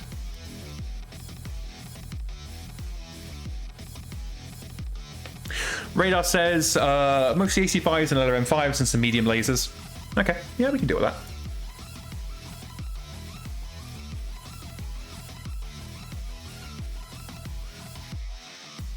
But yeah, having a full scout lance against the vulture just seems like a mistake. So, I'm sure Intel said there was nothing to fear and it was a mule. But I think we all know what military intel is for. Getting people killed. Look at them go. Look at our allies just charging through the woodlands with all the fear that God gave to a sausage.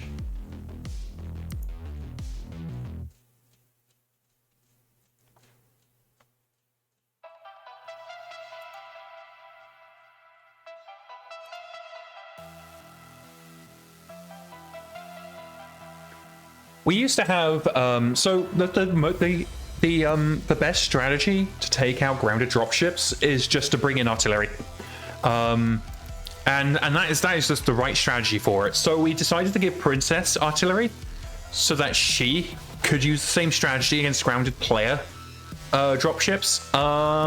It wasn't a popular move, turns out. Players don't want Princess to make the most optimal decision to delete all of their toys.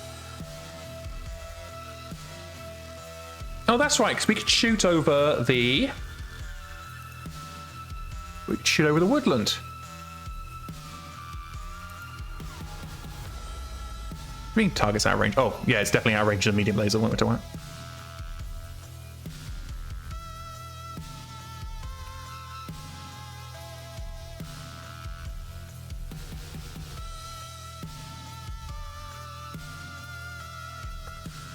Pew pew.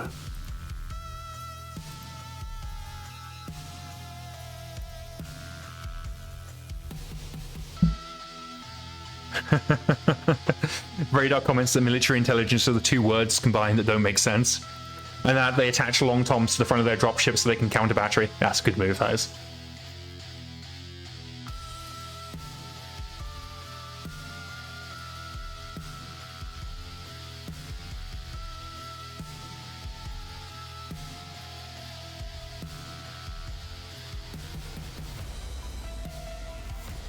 Just wait for the stall, keep moving. Doop-a-doop-a-doo. Okay, we have hit their thrusters, their engine.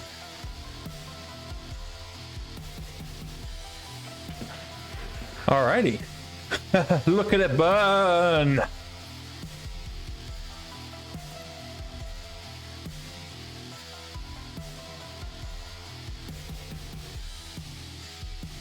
King Miles says they just designed a custom Triumph with a pair of Arrow 4s in the nose. Oh, that's nice. Oh, it helps if I click done, doesn't it?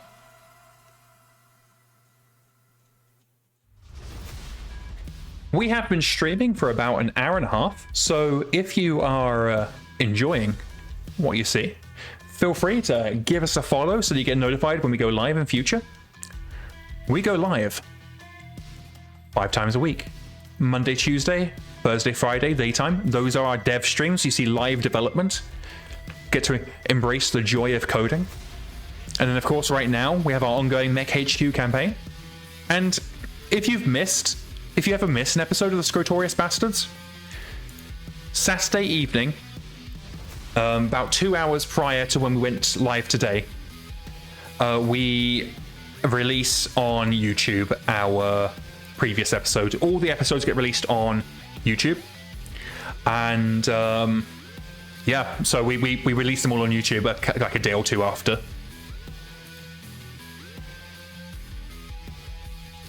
King Miles talking about their custom Triumph and saying it's going to take us some 200 days for the parts to arrive, another 1,213 days for the refit to finish. Maybe 2,426 if they fail the roll. Okay, here's the reinforcements. We do have 2 Manticores on the field and a Brutus. I can't remember what a Brutus has, but they do have a Lerm carrier. That's concerning. So we need to delete this Triumph, and we need to delete it now. We cannot deal with 2 Manticores.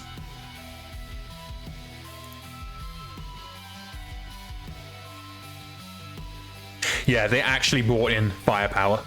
So we are going to try and get rid of this dropship and just pull the fuck out.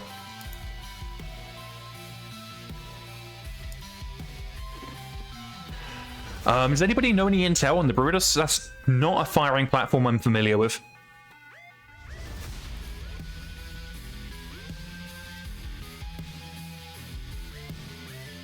Brutus, depending on era, is either PPC focus? Okay. Given the era we're in, I would expect that then. PPC or missile. We'll have a look in a second, because we've got it on our sensors. So let's have a look. Let's jump up there and have a nosy. Oh, get back up there. What are we looking at? 2 large lasers, another M20. Okay. So they've got a lot of LRMs coming in. This is absolutely like the play. Having their LRMs be the reinforcements to try and get us off the field is definitely what they should be doing. So smart on the pirates. But I don't think that's going to save them. I think we've got the vulture. Like, I think the vulture's gone. Maybe not right this second, but I don't think their forces are going to reach our lines in time to save the vulture.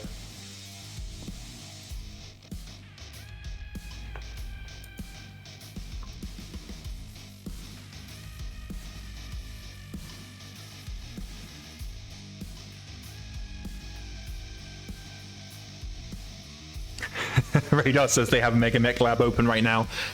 If you haven't already, have yourself a butcher's at Mech Lab. Mech Lab is really, really good.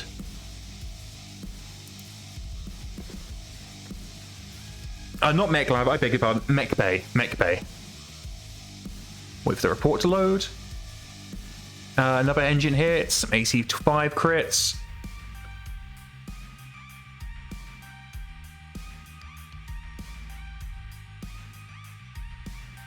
Okay. It's got, yeah, it's the vulture's still surviving,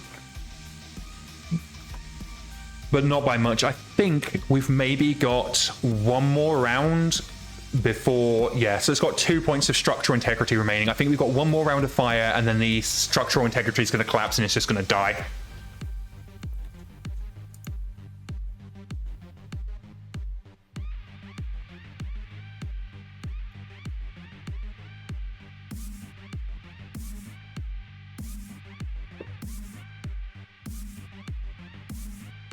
Oh, yeah, no, that thing is dying.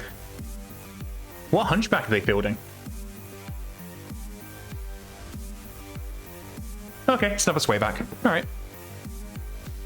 I don't think at this point we need to keep walking. I feel like we've got all the cover of the woods. We're completely impervious to their reinforcements because they just can't see us, to let alone shoot us. Yeah, no, that's the hunchback that doesn't feel like a hunchback. But we can shoot the dropship. None of their reinforcements can shoot us. So I feel like we're just gonna sit back. We're gonna throw fire down the vulture. It's gonna die this turn, and we've got another scenario under our belt. Another scenario where the only thing that we've lost is ammo.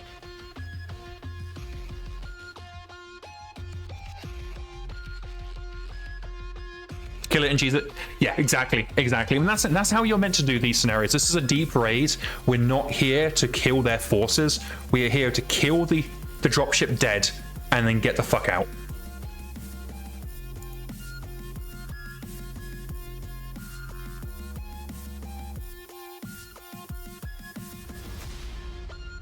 And this is why one of the big reasons. So there's multiple reasons why we did it, but MekHQ always had rules on when you could and couldn't salvage, but they were never really in plain sight for the player base. So understandably, players just didn't know. And so we made the decision to notify you at the end of each scenario, hey, the scenario says you shouldn't salvage.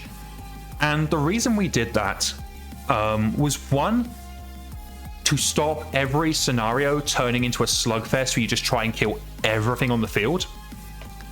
Because that's not fun. It just makes everything feel like a walk through thick mud. The other thing is it reduces player salvage. And so it's as players, we want to race through the game and get all the good stuff as quickly as possible. We want legendary pilots, we want the best mechs. There it goes. We want everything. But as a developer, I'm just going to type /victory. As a developer, one of our jobs is to basically protect players against the things that are going to make them not enjoy the game. And so one of the things we're trying to do, and well, I say we're trying right now, like we have done in the past, and I feel like we succeeded, is slowing down the rate in which the player reaches the point of what I refer to as the post-scarcity stage. Being that point in your campaign where you have infinite money, infinite resources, nothing can touch you. Because at that point, while there is a certain degree of satisfaction in being the biggest dog in the inner sphere, to me it's just not interesting. And we want to keep things interesting, so we try and slow down your progression. That's fine. There we go. It's another win on the books. And we got just shy of 3 million sea bills as the set for the salvage coordinates with the dropship bounty.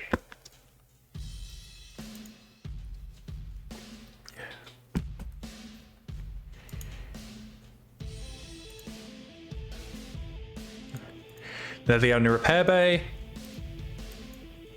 Yeah, we didn't even... Oh, we lost a grand total of 10 points of armor.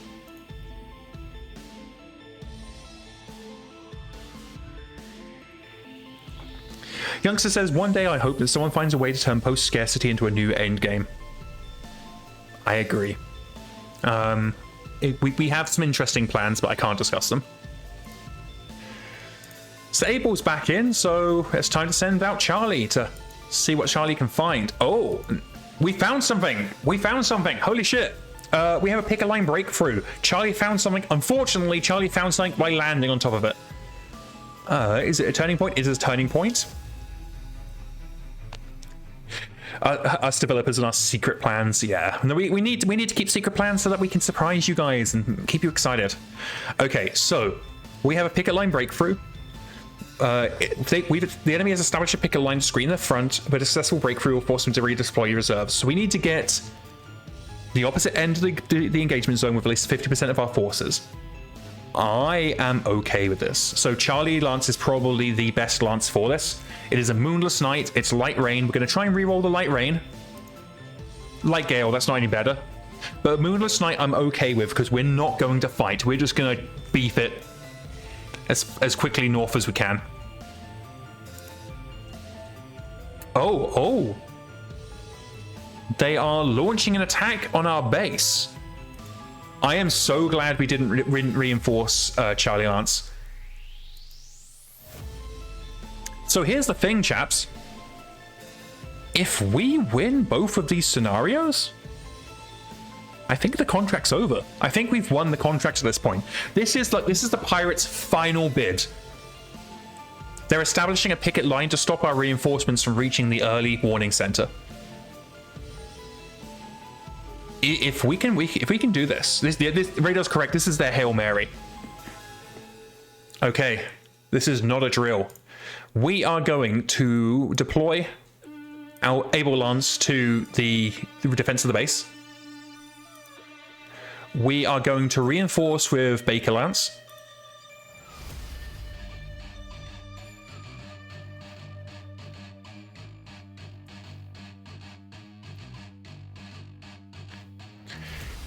We successfully reinforced. All right.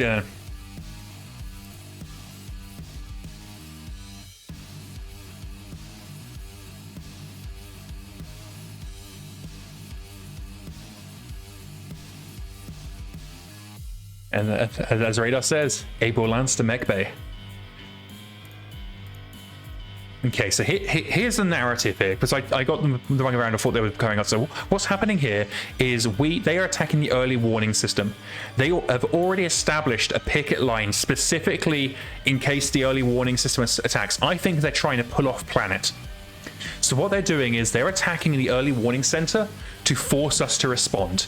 Their intention, therefore, is to then move past their picket line to evacuation points. They are pulling off planet. So if we rout them at the early warning center and then break through their picket line, we are catching them. Like, they're done. If we can win these two, they are done. If they break through the picket line they've established to screen their retreat, we might be forced to dig them out. But I think with the loss of their dropship, I think they're trying to pull off planet as quickly as they can. So what are we looking at? We are looking at a lot of forces. And we're using the new turrets. So we'll see how these work out.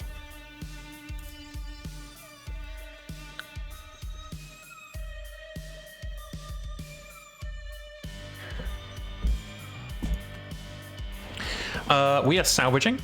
We're going to take what we can.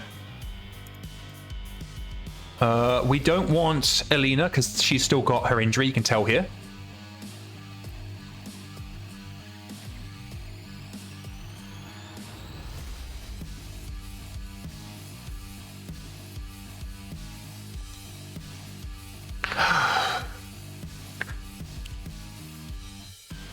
Okay, our reinforcements are arriving on round 4.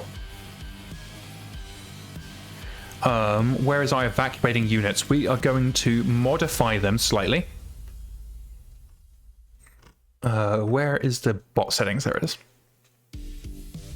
So we are explicitly going to tell them to ignore damage output so they won't try to fight.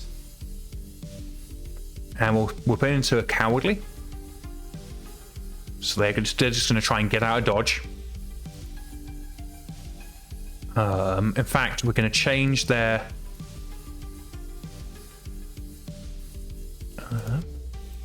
just give me a second. Standard camouflage. Misk. There we go. We'll give them the industrial mech ones so we can easily pick them out. So yellow is our base forces that we're just asking to leave. Change to the preset reset. Oh, yo, thank you so much, youngster. Like, this is why I need you guys. I can't be trusted.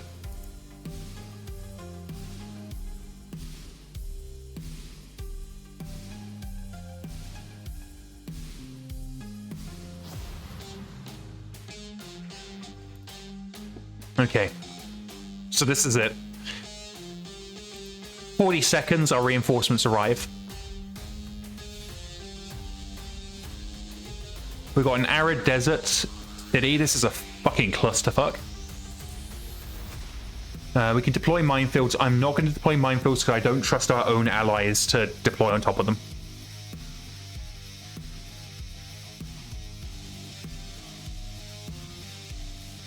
This is a big map. What is this? Free map sheets?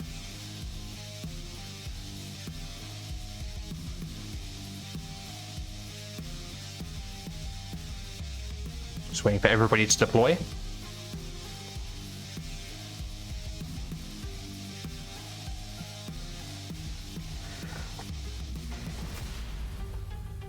Okay. Looks to be free map sheets roughly, yeah, that's what I was thinking. We, one of the changes we made before I left the project briefly was to move to a map sheet system rather than the old system, because I think, I don't know if you guys remember like how we used to have occasionally you just get a fucking huge map. Huge! Now it's a lot more constrained. So we are going to deploy here and just see, because our allies have gotten pretty good coverage, so we're going to try and cover this corner here now that I think about it. Just so we can see exactly where the enemy come from. So we've got forces coming in from the south. A couple of rhinos, a vedette. I'm not too worried about the rhino because I think that's like LRMs. Okay, 2 LRM 20s and a couple of medium leads. Okay, so that's 50 LRMs per rhino. Okay, maybe we do want to take care of that.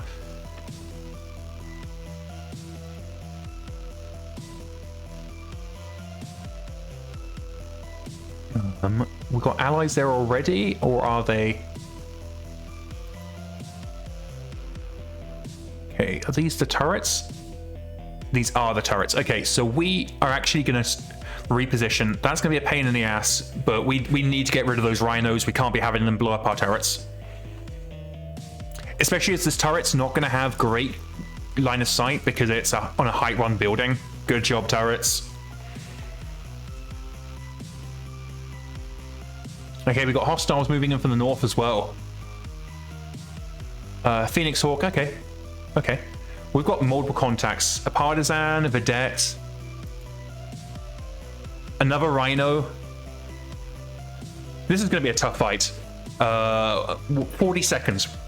We got 40 seconds until ally contact.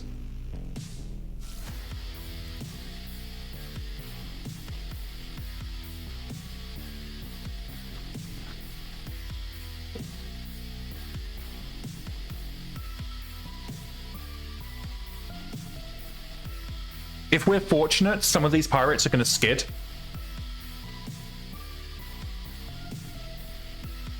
Okay, we can jump, actually. So let's reposition using jump.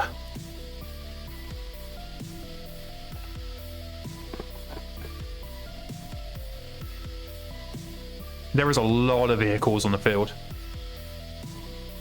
Oh, look at the fucking courage on this vedette. This vedette's just like, stand back, lads, I got this.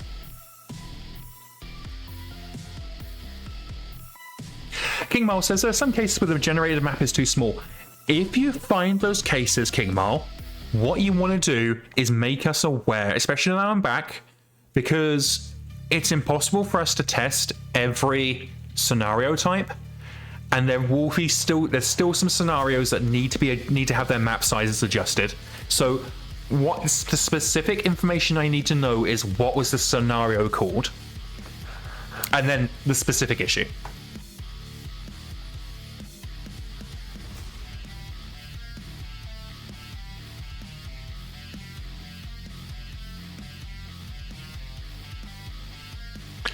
We're in a Thunderhawk. I'm actually going to stand on top of this vedette and just stamp on it.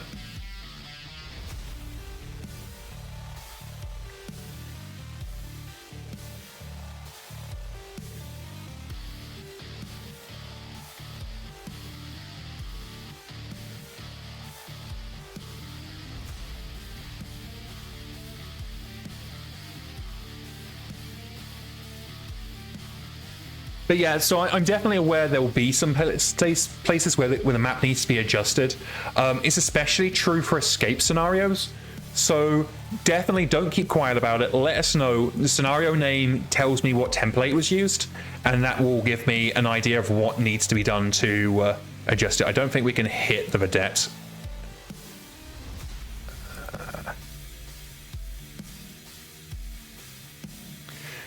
We can't hit the vedette because we can't... Why can't we hit the vedette? Indirect, because we've got direct line of sight. That is such a dumb rule.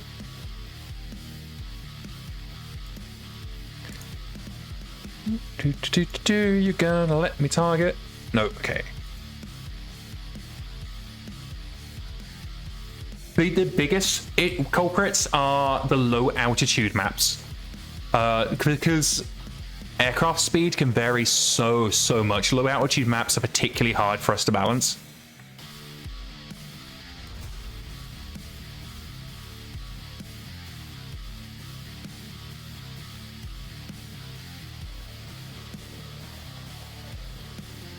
Damn, what's being fired from all the way back there?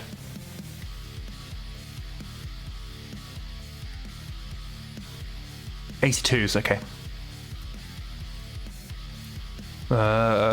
Probably one of the rhinos is going to be our best target here. I'm not gonna lie. I think we may be about to lose forces. We're going to need to be really careful in this fight. This is going to be a really tough fight. Airbase hostile, prevent evac. Okay. The problem with that is prevent evac is dynamically assigned. And so I have no way of knowing. Oh, Odin got hit in the head, was able to re-roll it. We have no way of knowing if, like, so the scenario sizes, how many map sheets and stuff like that, is dynamic to a point. But the prevent evac modifier, we have no control over, and it's hard for us to tell. We are taking some serious damage. Okay, at least Jezebel didn't fall over. Oh no, Jezebel did fall over. Shit.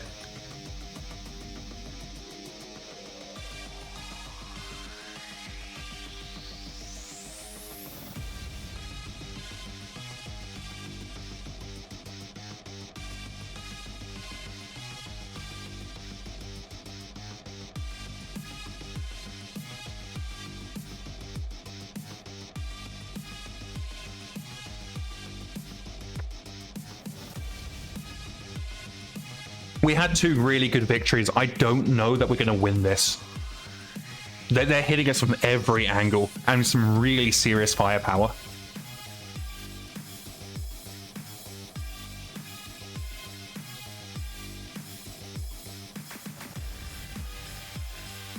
The thing we have to do, we have to close quickly and just get in the minimum range of their...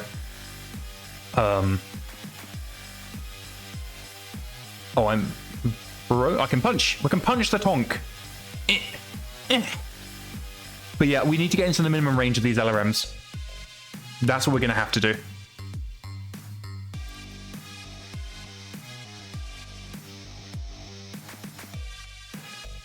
Okay. Not surprised. Okay, that's fine. If we can't get within the minimum range of the LRMs 20s, and like each rhino has 50 LRMs, if we can get into the minimum range of the rhinos, we've got a decent chance of taking out the rhino. If we don't, those LRMs are just going to tear us apart.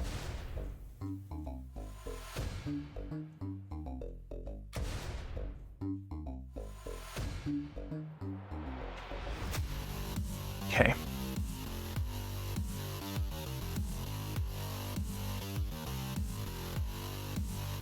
What do I want to do here? Try and break line of sight because we've got that AC2 carrier behind us.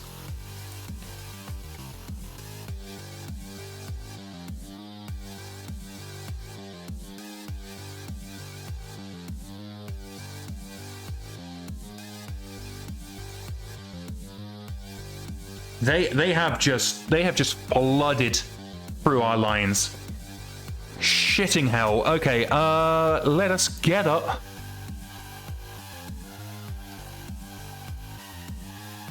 Five plus, okay. Okay, looks like we got up successfully.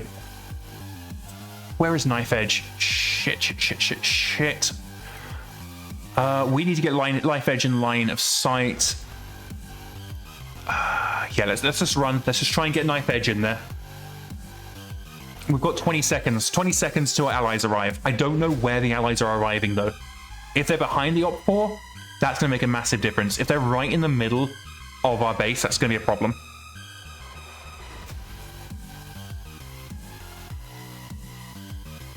Valcronus, welcome to the stream. Valcronus asks, does it do any math like number of hexes per unit should fall between 30 and 50 and X versus Y should fall between 1 and 1 and 1 to 4? Ratio based on different types of missions, or is it some kind of system in play? So we're going back about 6 or 7 months, so you will have to forgive me that I don't immediately remember the exact math of it.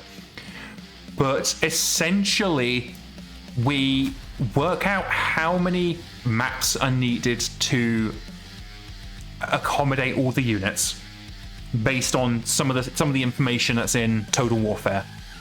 But certain scenario templates have the ability to increase maps the area by an extra map size wide, or sorry, however many extra map size wide if we want a wider mission, or however many map sizes deep. But we don't have that capability at the scenario modifier level, and that's the issue. How much is it going to cost a turn? 4 plus, I'm going to risk it.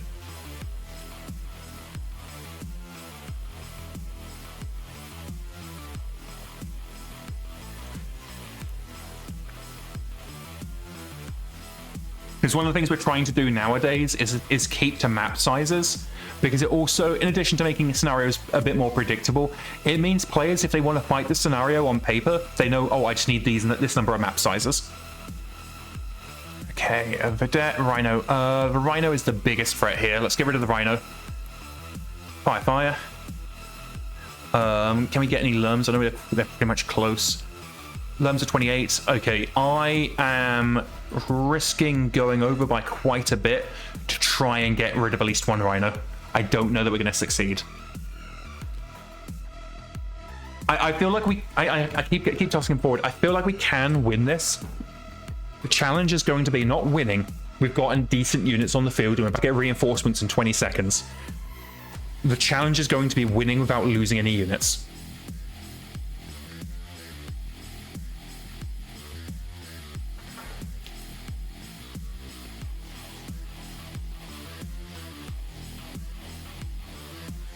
Shit, that's going to take us far too over. No, we have to do it. We just need to try and get as much fire down on these assholes as quickly as possible. I'm praying our reinforcements are coming from the south. If our reinforcements are coming to the south, we might be able to do okay. Valkyrie says we get some crazy wide maps in Joker's game, and I feel at some point it needs to say this ratio is too wide, so it needs to split it into add depth. Potentially, yeah. So the reason why we go wider and not deeper when you're adding more and more units to a fight is because if you add deeper, it just increases the amount of time before contact. And that means, like, it's fine if the Op 4 are deploying in the middle of the map, but if you've got to travel 2 map heights before you're even reaching the Op 4, that isn't going to create an enjoyable experience, especially if you get one of MekHQ's favorite swamp maps. So it's a really difficult thing, and the problem is that Joker's games are so big that it's really hard for us to implement systems and rules that work for the really big games that Joker's playing. Valkyrinus adds that if anything else on the left is dead, you'll never make it to the right before it's over. Yeah, like, this is the thing, like, which is the best solution? To have you travel 2 map heights before you reach the contact, or have it so that if you wipe your flank, you can't reach the other flank? Like, which is the like, it's a case of pick your poison. Like, neither of these are good options, but we're in a situation where we don't have good options, really. Like, if people have suggestions on how better to handle map sizes for incredibly large games, the best thing to do is to write an RFE with your suggestions on the GitHub. Every RFE does get read, and I am open to changing it, but I don't know that right this second adding more height to the scenario will make the situation better. I think it will just create a situation where you spend multiple turns just walking forwards, waiting for something interesting to happen.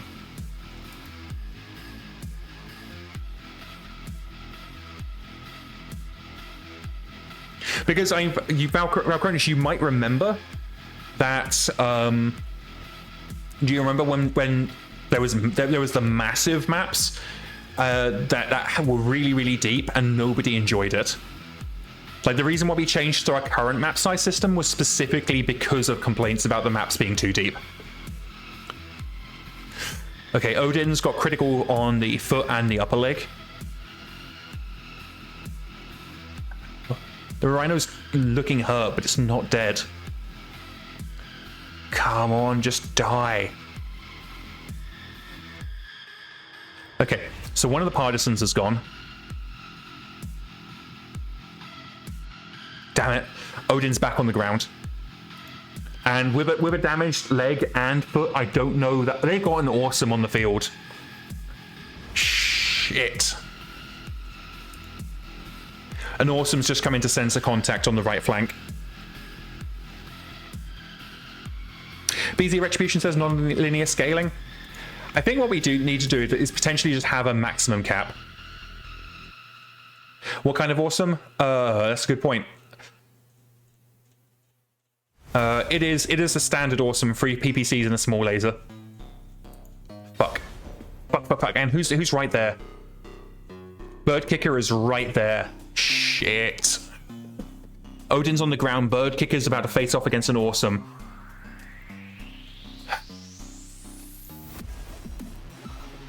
Yeah, this is bad. This is really, really bad. But yeah, I think the solution to the map size thing is to just have a cap. And then also the something to keep in mind as well. I'm not just picking on Valkyrinus. I just like Valkyrinus is the one that brought it up. So one of the things to keep in mind is if Joker goes into campaign options, Joker can himself decrease the size of maps. If the map sizes are too big, Joker can enter some stuff in and make the map smaller.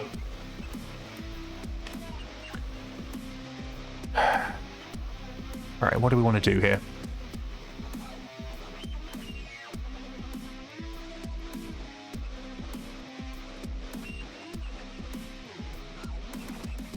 Okay, let's kick the Rhino.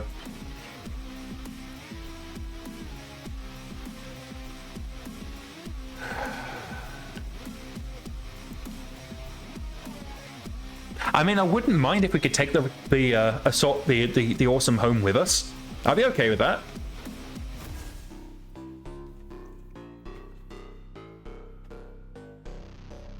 Damn it, Jezebel missed her kick, but she stayed standing. That's the main thing. But yeah, if Joker goes to campaign options under the digital GM section, there's a specific area that he can change the map sizes.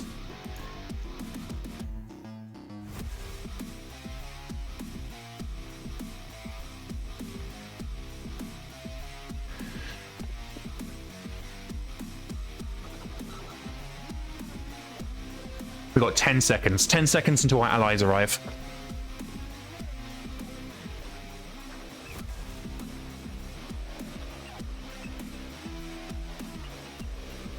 Okay, that Rhino hasn't moved. We're just going to threaten it. My concern is the Rhino's just going to move behind us, but I think we're just going to have to threaten it and try and flush it out. We can't keep staying in LRM range.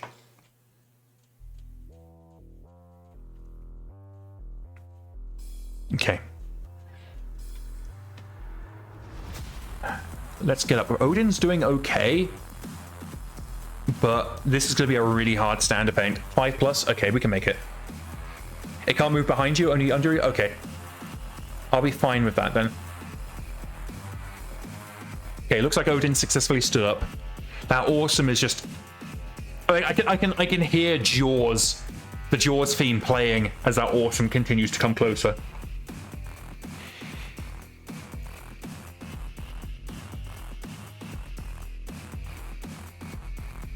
Okay, I'm moving back here because I want to try and break some line of sight. Valkyrie says they like to keep a couple of those Rhino LRM tanks on hand. Not bad to take if the heavy mechs are not salvageable. Yes, no. The Rhino could be a really decent pick.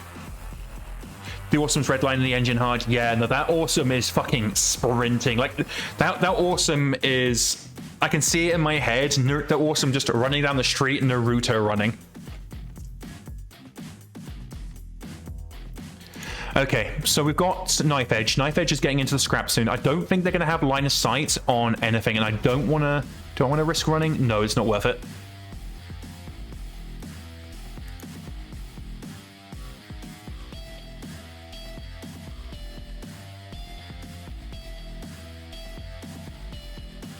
Yeah, I think we're just going to have to hope that our reinforcements spawn in a decent position that we can hit the awesome. The awesome is absolutely the biggest threat on this field right now. Like that the awesome is what the pirate captain's driving.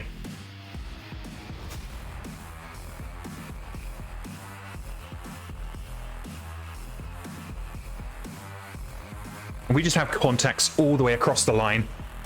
Okay, so Bird Kicker can't see that Rhino. The Rhino moved out. That's fine.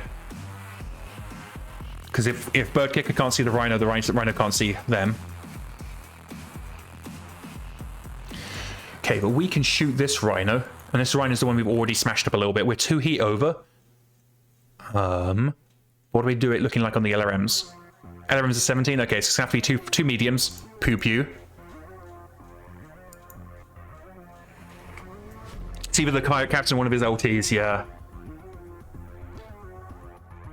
Oh yeah, no, quite right. Okay. Yeah, it could be. We don't know. We can't assume the pirate captain's gender. What we can assume is that the pirate captain would very much like for us to die. Okay, we're going to continue trying to bully up this. Oh, Toxic Smoke! Thank you so much. Thank you. So Toxic Smoke Free has just subscribed, and I really appreciate that. I'm glad you're having a good time. I was talking about this earlier. Like I always worry that when I say thank you for like donations or like subscriptions, really, that I'm coming across as disingenuous. But I really hope that I'm getting across just how grateful I am for every subscriber that we get, because it really does mean a lot to me. Thank you. And I'm glad you enjoy all the work that we do. Like, to be clear, I have to be very clear in this. This is a personal stream. This is not a MegaMek stream. This is just me. I just happen to be a developer of MegaMek. But I'm glad you enjoy MekHQ. A lot of work has gone into it. We are not getting anything here. Can we throw some? We might be able to throw some AC2s downrange. We cannot. Oh, that's I've got the wrong weapon clicked. 17. Well, the worst it can do is miss. It's not going to jam. Oh, we don't want to fire that medium laser. That medium laser is not going to do us any good.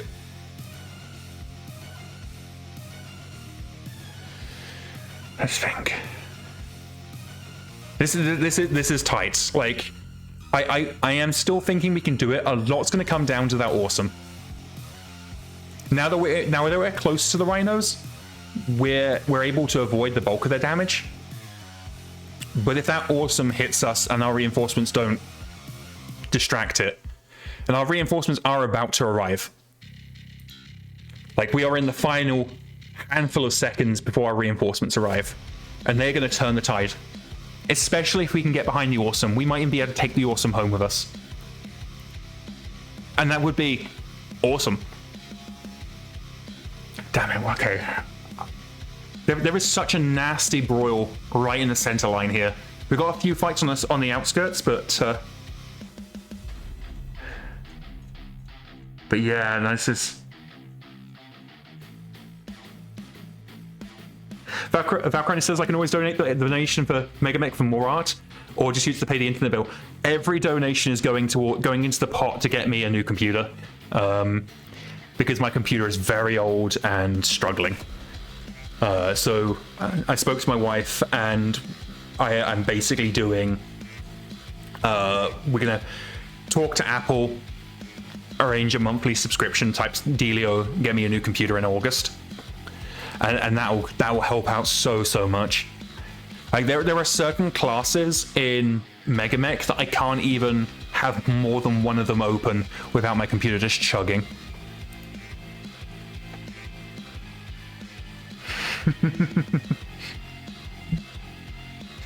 People are quoting Mech Commander 1 in chat. I fucking love Mech Commander. Mech Commander is such a good game.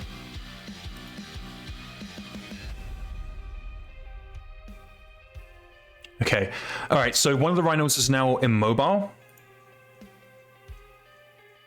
Immobile does not mean enforcer draw anymore, that got fixed.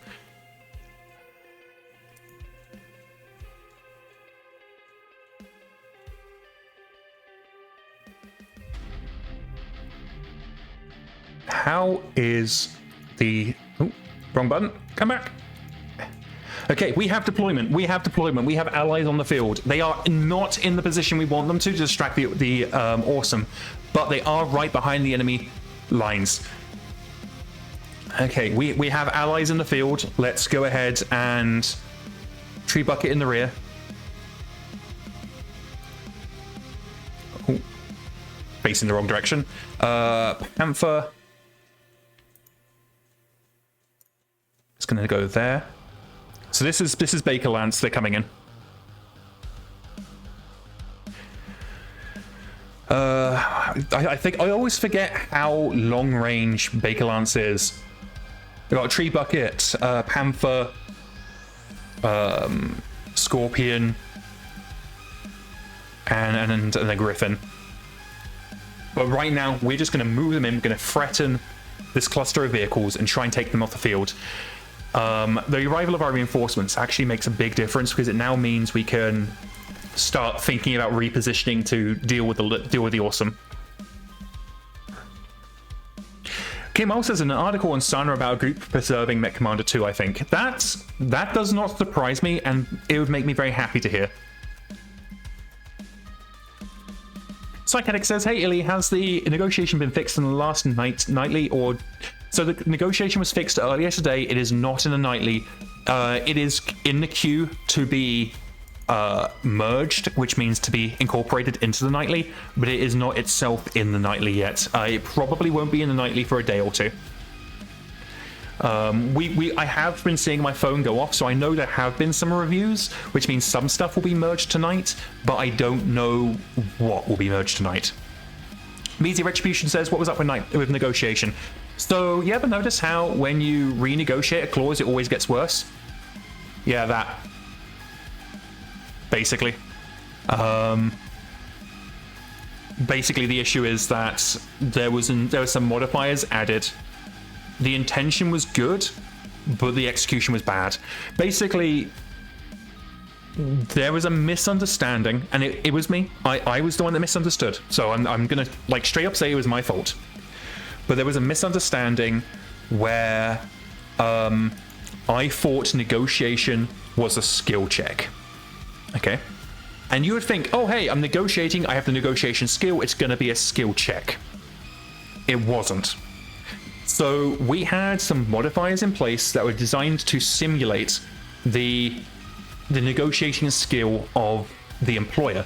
So it wasn't just your guys saying, oh, we're legendary. It was them saying, oh no, we've got some green negotiators, or we've got, so they might be easier to negotiate, or we've got some high level negotiators, it's gonna be harder to negotiate against. The problem is that our contract generation is ATB code, which means it doesn't always work how you think it does. What's Jezebel in? Thunderbolt. Okay, we're going to send the Thunderbolt round to deal with the awesome. And so what happened is the modifiers were significantly higher. They weren't that high, but they were significantly higher than what ATB against the bot expected. And as a result, you were effectively seeing a massive negative. But even if you weren't... Oh god, the awesome is just right there. Even if you weren't expecting a... even if you... Stack Overflow... No, it wasn't Stack Overflow. It wasn't anything fancy. It was just the modifier was too big. Because the problem is, it's not a skill check. It's just a 2d6 roll, and then compared to a table. There is no skill check that takes place. It is just a 2d6 roll. And your negotiator's experience milestone, so green, regular, yada, yada, yada, is just a modifier to that 2d6 roll. I looked into the possibility of converting it into a skill check, but it was just going to be too much. So for now, we've just reverted the changes that were made back in 2025. Those have been reverted, and it's now using the old ATB rules rather than the counter offer rules. Youngster says, so you're saying it wasn't a skill issue? Yeah, basically. It was just... ATB sometimes works in weird ways, and it's one of the reasons why we've just moved away from it. Radar says that Sleet had been looked at some of the PRs, but the PR regarding negotiation fixes still were open. Yeah. Retribution says that ATB love doing skill mods rather than actual checks because it was all designed to be done via an Excel spreadsheet alongside the game. Yeah, it was a programmer skill issue. No, the youngster is correct. It was programmer skill issue. I'm not gonna claim otherwise. It was my fault. I should have checked it better. I should not have worked up an assumption. And the thing is, like, at the time, we were trying to reduce the frequency of perfect contracts.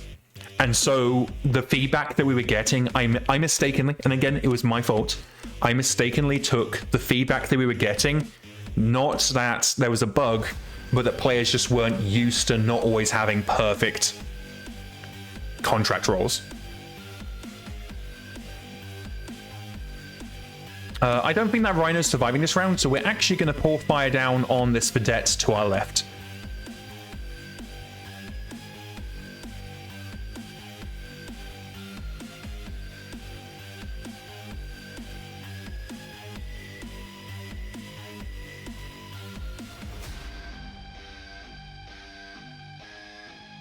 Radar says it's funny to me as one of their players have a pilot with a call sign skill issue. Oh, that is funny. We should take the Rhino off the field this round. At least one of the Rhinos. They had 3 Rhinos.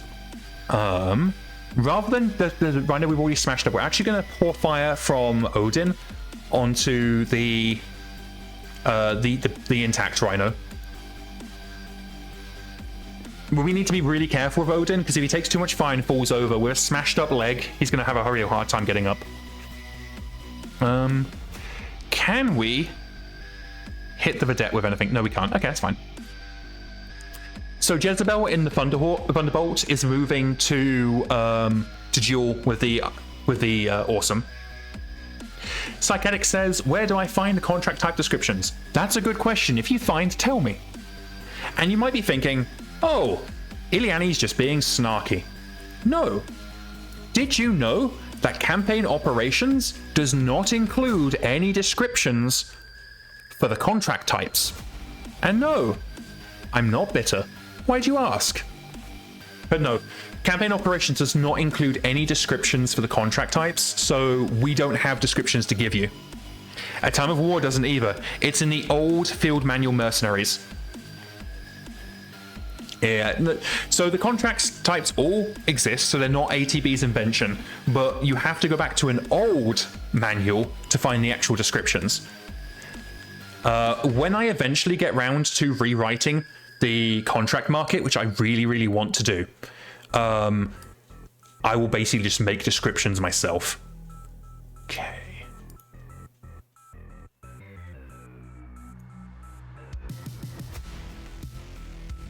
We've got a decent amount of heat to use, so if we fire everything except one medium laser, we should still be able to fire the LRM5 and be within heat. I'm certainly not against going faster old. Yes, faster old.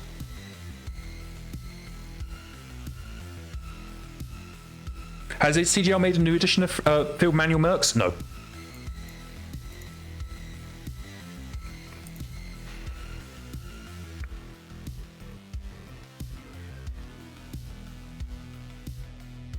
Now we've got the heat for this. That'll do. Actually, no. I think there is a Field Manual Mercs coming. I don't know if it's come out yet, but that's not what we're referring to. And if it's out, okay. So a second Rhino is now immobile. Odin is taking a lot of damage. Okay, one of the Rhinos is down. Turret jammed. Okay. Oof. Oh, shit! We have lost Odin.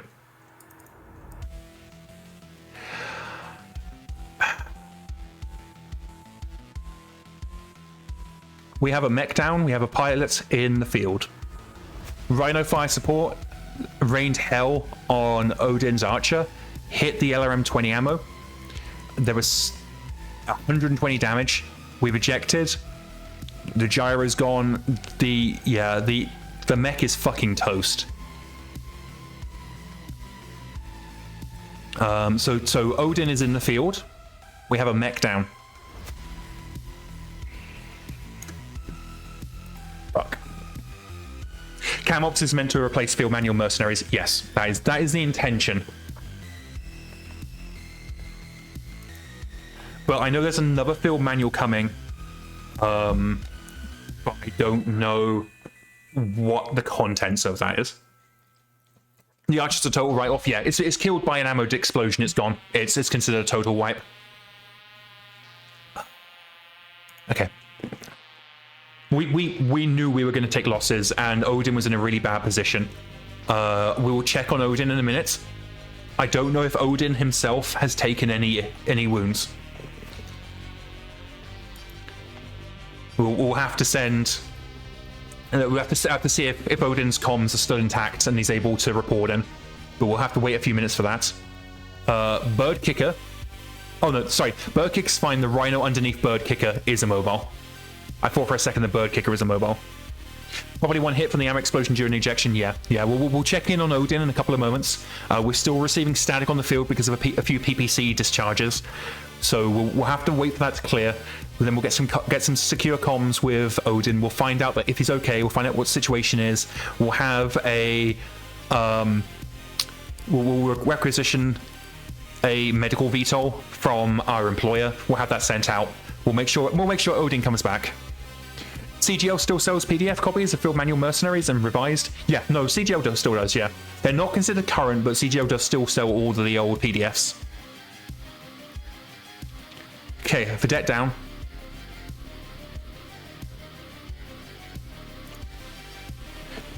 Okay.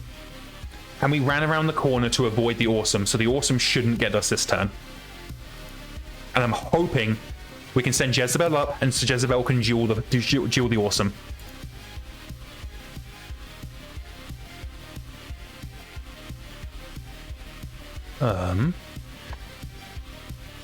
Okay. Okay, we can jump, so let's take advantage of our jump jets to put ourselves behind this Vedette. We are in a Griffin, so we don't want to get too close.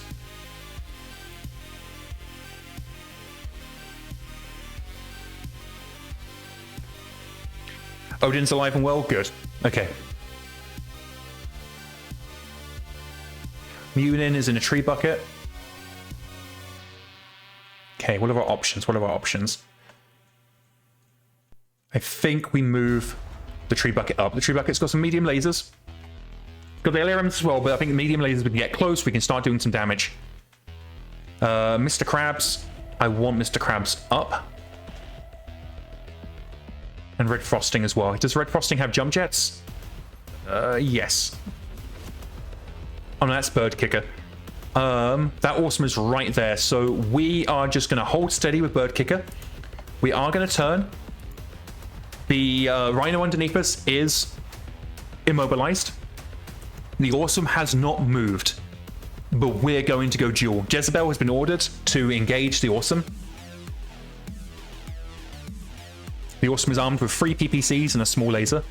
Jezebel is in a Thunderbolt 5S. So if we can get close to the Awesome, but not so close it can punch, we have a decent chance. Okay, Red Frosting has jump jets. We're going to have Red Frosting reposition, but their jump jets just aren't going to cut it. So we're going to have them move up, and we're going to continue. Oh, we've got 2. Let's move up and take out these Vedettes.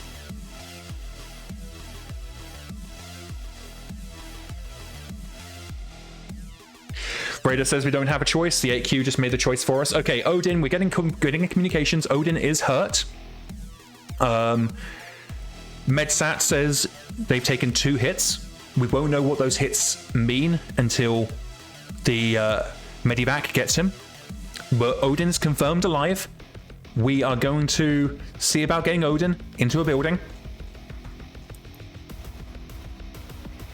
So Odin's going to hunker up in this satellite building and hope for the best. Again, if we can win this in the next fight, the contract's over, we'll have time to rearm repair. We're going to give Odin the support that he needs. Hopefully he hasn't lost his last remaining bollock.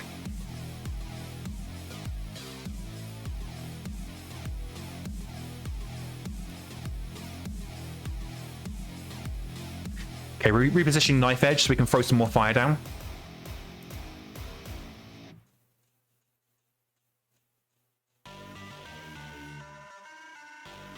Okay.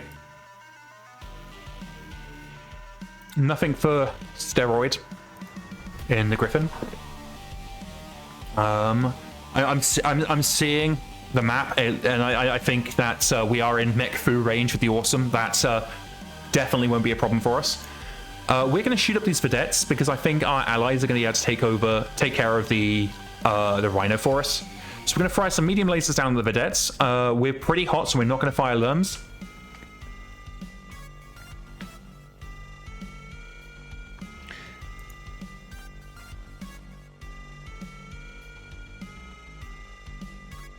Oh, no, I didn't want to do that. Okay. Mr. Krabs is a bit hot. Mr. Krabs is slightly hotter than we intended, but hopefully that'll be okay.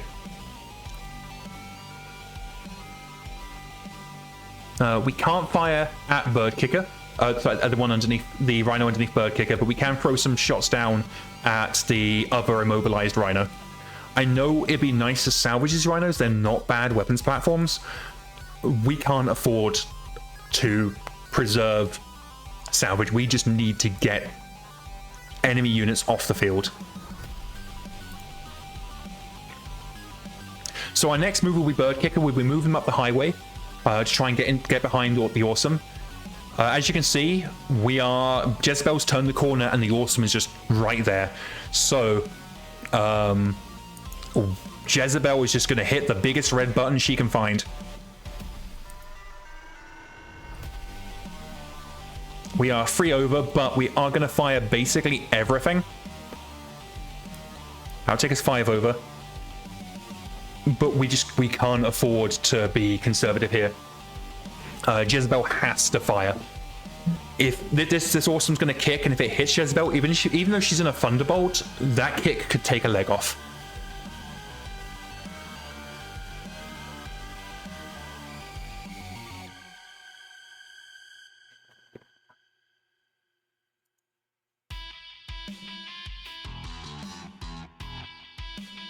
Okay, because they're pirates, they are opening fire on Odin. Odin is reporting that he is under fire.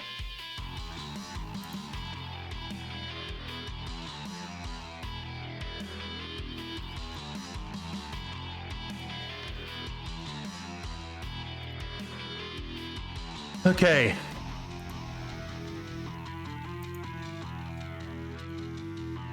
We're probably going to Alpha Strike with Knife Edge and the Jaeger. The enemy rhino is basically intact, but it is immobilized.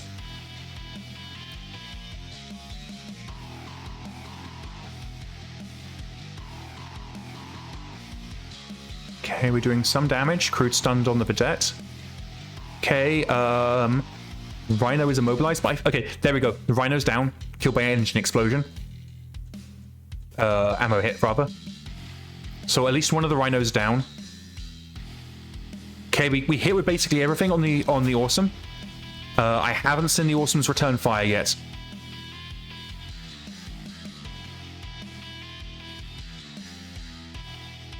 Here we go. The awesome has missed everything. It seems that the awesome pilot was surprised to see Jezebel as Jezebel was to see the awesome.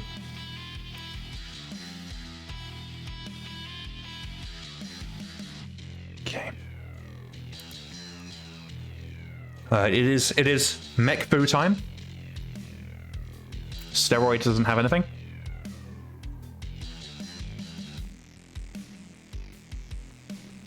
Odin's still alive, it looks like. Munin has nothing to kick. I'm okay with that. Looks like Red Frosting is going to get some kicks in, though.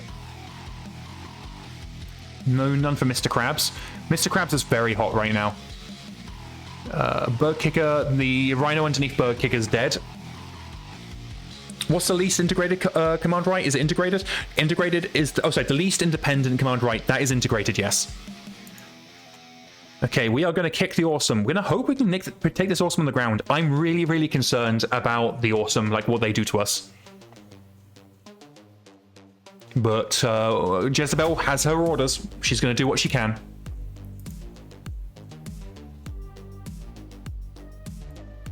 Okay, we're going to kick the pretty bad kick. Red Frosting isn't the best pilot, but everybody's doing what they can right now. This is the defining fight of the contract, I feel. Okay. Thunderbolt. 13 damage to the right leg on the Awesome. Awesome, 16 damage to the right leg. So neither Jezebel nor the enemy Awesome have broken through armor, but they both connected kicks. Red Frosting missed their kick.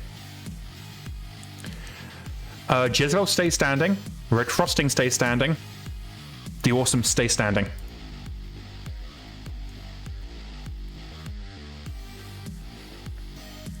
Okay.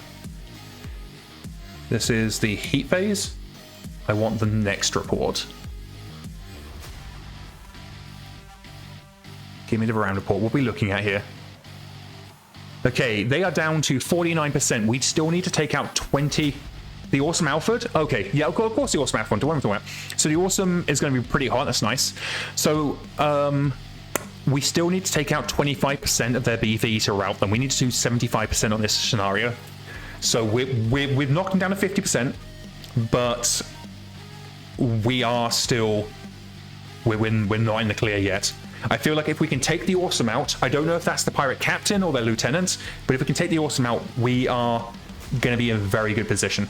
So with that in mind, Knife Edge is going to run to try and support Jezebel. We're actually going to start moving a whole bunch of stuff towards the Awesome fight. We are going to be risking it for a biscuit. These are 4 pluses and 2d6, so it's entirely possible to skid, but we need to take that Awesome down. Radar says if we can keep the Awesome doing stupid shit with its free PPCs, we could force it to shut down because of its heat sinks. Can't take too much. That's right, so we are in the land of single heat sinks, and it is a stock Awesome.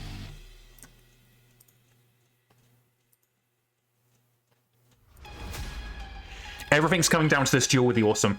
We're moving reinforcements through as quickly as we can, but it's difficult. We're not in a great position. I feel like these vedettes are going to do... Might try to run away, but I'm okay with that. My main concern right now is the Awesome. There is a Phoenix Hawk somewhere. Potentially the Phoenix Hawk could be dead already, but there was a Phoenix Hawk. I saw one earlier. And I haven't seen hide nor hair of that Phoenix Hawk for a while.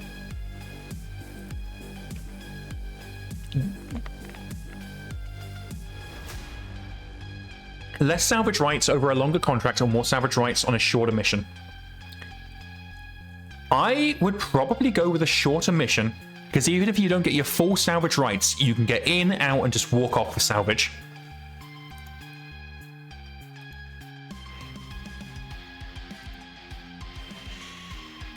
I feel like the Awesome's just going to keep pace with Jezebel, but the Jezebel's doing a lot worse than the Awesome, so we're just going to move Odin deeper into the building, because I just don't trust these pirates not to start taking pot shots and have our CEO just killed by a pirate shot.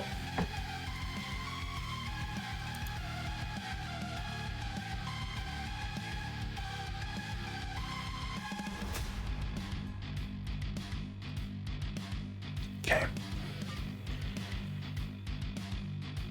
Knife Edge hasn't got any shots, but Knife Edge is... Yeah, so we barely dinged the Awesome's armor, and Jezebel's already in yellow. Mr. Krabs can't torso twist. I'm finally remembering. It did something worse. What did the Awesome... Oh, no!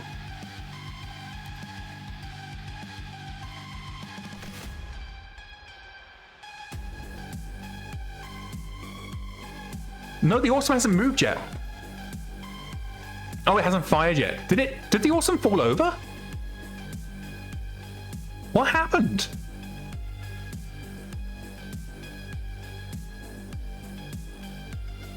Anybody see what the Awesome did? It just turned in place? Okay.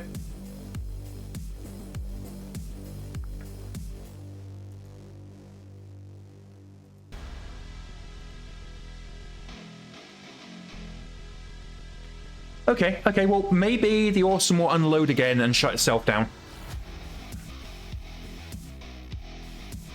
I feel like the Rhino that we've got here is dead this turn.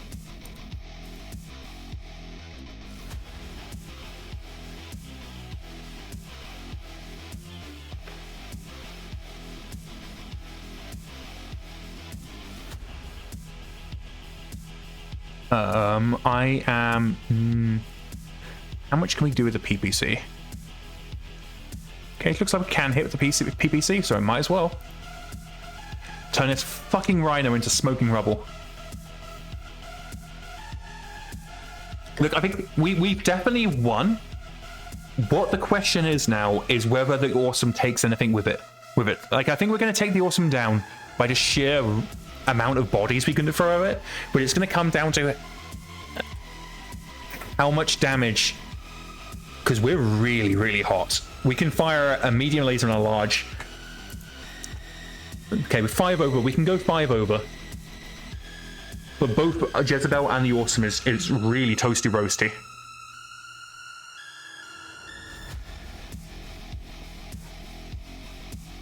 Ah, there's the Phoenix Hawk. The Phoenix Hawk got distracted by our retreating base staff.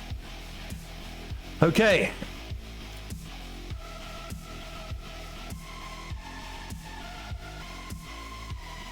Okay, nothing exciting on the Rhino. Okay, right, the final Rhino's gone. Partisan's also gone. Okay. We are slowly but surely working our way through the Awesome. We've nearly taken it into structure on the left arm. The Rhino's already dead. Okay, Jezebel took a couple of hits. She's still standing. Correction, she is not standing. Jezebel has fallen over. Red Frosting got a kill. Oh, and Awesome did the stupid, yeah. And Jezebel shouldn't have too much trouble standing up. I'm not too worried.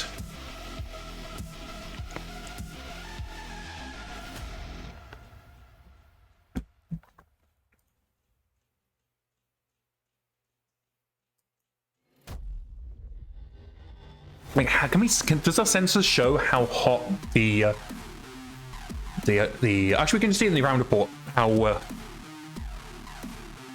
the heat's gonna be really bad in its targeting and tracking software. Yeah, I think if Jezebel can just be there.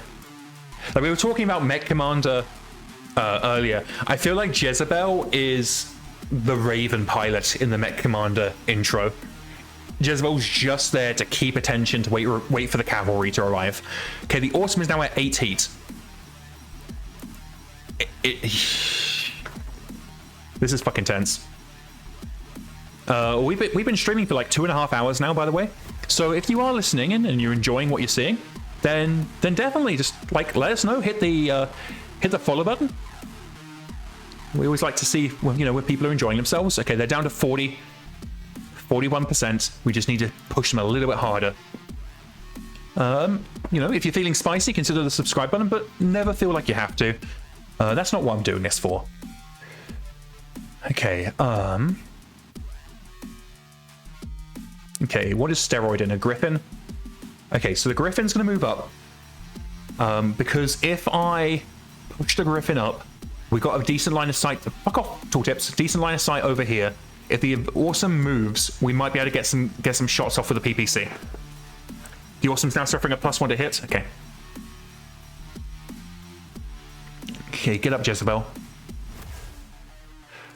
We are going to back her up just a little bit.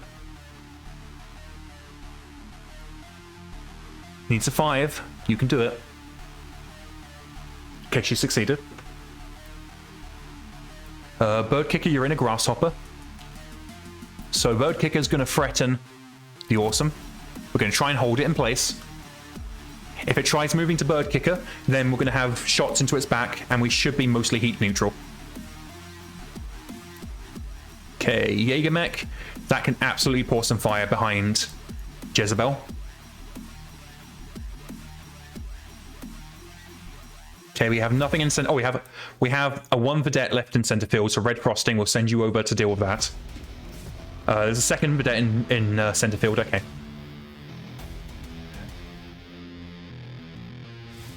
Okay, what's the Awesome doing? Okay, the Awesome still hasn't moved. Mr. Crab's going to hold position. We're hoping the Awesome's going to either show its back or move into the open, so we can just. Okay, I think the Awesome moved into the open. Odin's gonna sit pretty. and wait for Medivac. Okay, the last of our base personnel have fled, which means we are going to have the Phoenix Hawk returning. I'm hoping this will be over before they get back.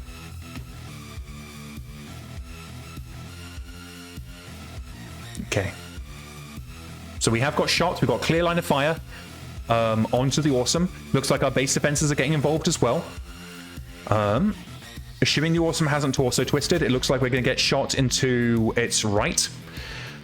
Let's fire PPC, and we're actually going to fire the LRM-10 on the Griffin as well. Literally everything we've got, we have to pour into this Awesome. So Jezebel hasn't got any shots in the Awesome, so we can just use this turn to cool down. Obviously, we prefer to have shots, but we'll take a round of cooling if we can get it. Bird Kicker's the same. He's hiding behind that height 2 building. Knife Edge hasn't got any shots. Jez needs to cool. Yeah, Jez is on like 7 heat.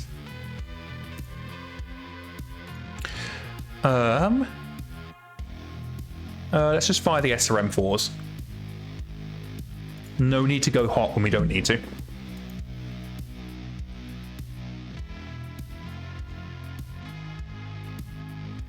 Okay, so Mr. Krabs,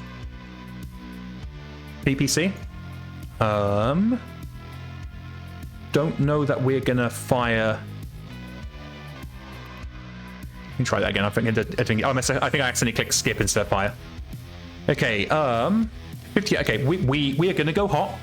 We are going hot, but with the end goal of taking out the Awesome, or at least pressuring it sufficiently that it overheats. I'm perfectly fine with either eventuality. If it overheats, I am going for headshots. If we can take that Awesome home.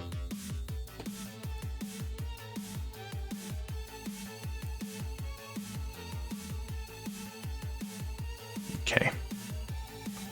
So that's our medium flat gun emplacement, just throwing some fire down on the Awesome. Nothing too exciting.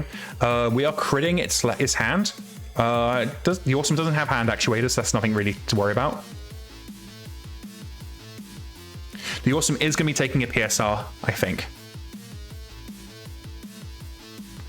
Oh, we've got some crits on the Awesome's left arm. It's in fact down to two internals on the left arm.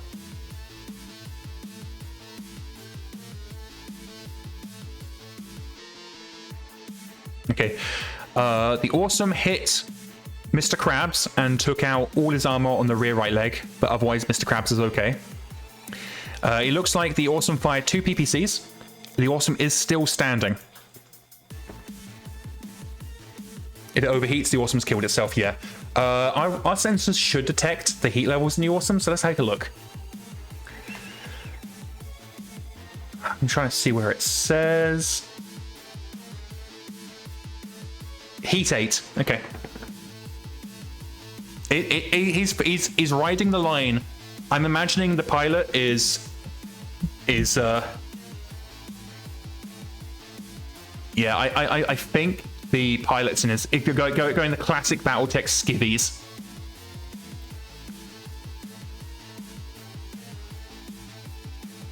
Yeah. Okay. We can just continue. We're going to continue pressuring the Awesome. The Awesome is the main objective here.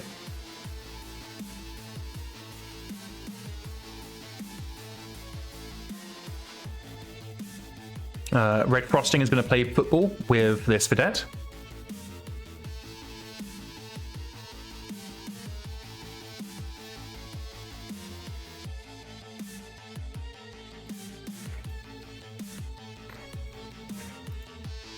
So here's the thing. We are not going to allow this Awesome to get away. I'm at this point, I'm convinced this is the hostile pirate captain.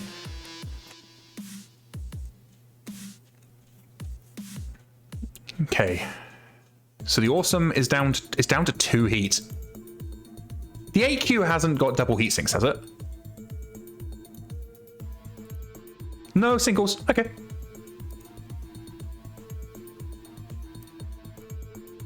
Wrong button. Come back. Accidentally switched to the wrong thing. Round report, that's what I'm wanting. So only fire 2 PPCs, yeah. The Awesome is such a good weapons platform. Okay, how are we seeing? They're down to 38%. So the look, if we can take out the Awesome. Okay. Griffin, hold steady. Mr. Krabs is also going to hold steady. Bird Kicker, let's have you back up a little bit. There isn't much to the Awesome. The Awesome might try hiding for a round, but that's okay.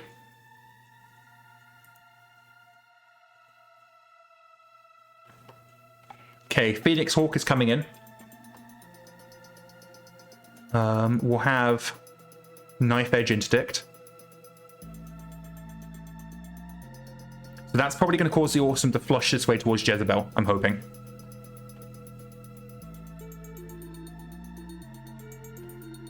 Okay, Munin is going to support.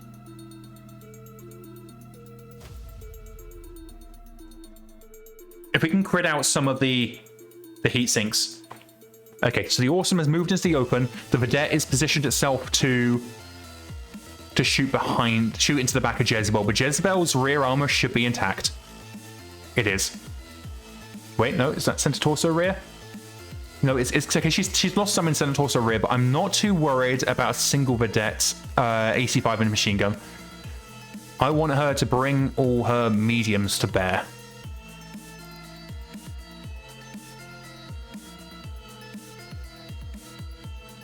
Might as well.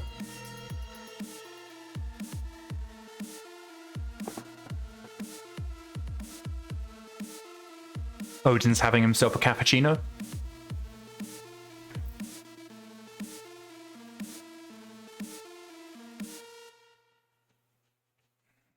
Okay, so he's blocked line of sight to our 3 units here. So it's going to be down to Bird Kicker. Bird Kicker is running cool. We are just going to Alpha Strike. If I can click properly.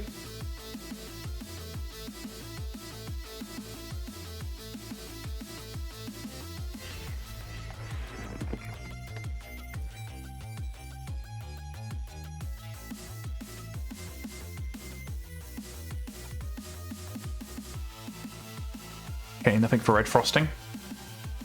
We can do this. I believe we can do this. Like, Jezebel's rough, so is the Awesome. Can we torso twist to bring any fire there? What's in our right arm? No, okay. The Vedette lives another round.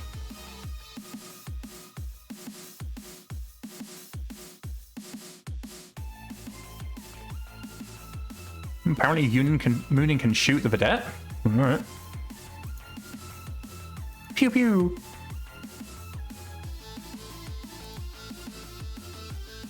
Oh, just with left eye, that's fine. One laser's fine. Hope the arms... Oh, too late, I completely forgot.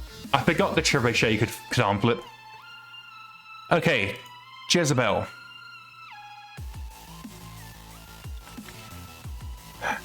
Jezebel is gonna run hot. No, the MegaMek can. Oh, buggering hell. I honestly, I always forget. Okay, we're not going to shoot the LRMs. We are going to shoot the SRMs. We're going to try and crit seek.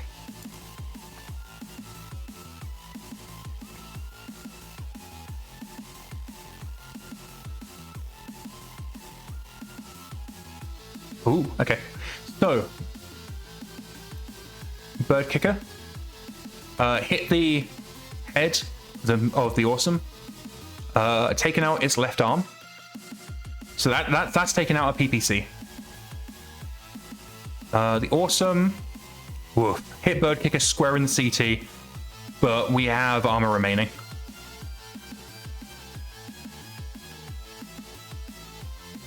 Okay, we've taken out a heatsink. That's good. We definitely want to see that happening. They're into internals on the left torso. Is the third PPC in the left or right torso of the Awesome? I think it's in the right. Lots of left torso hits. Okay, bird kicker's fallen over. Landed on their head, but re-rolled it for edge. The awesome's fallen over. The awesome has fallen over. Okay. But the seatbelt held. Unfortunately, the left arm of the awesome is disposable. Does the awesome not have a PPC in both arms? Am I misremembering?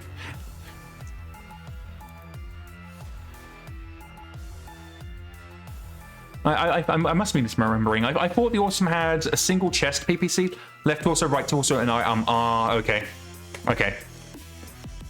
I think I might be thinking of the Mauler that has the two gun arms, but at this point I'm probably just making shit up.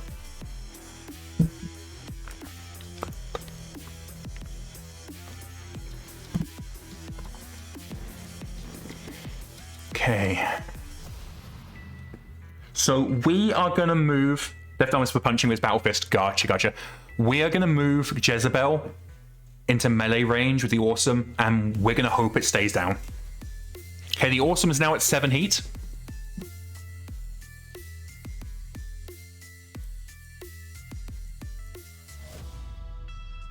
Okay, they are wavering.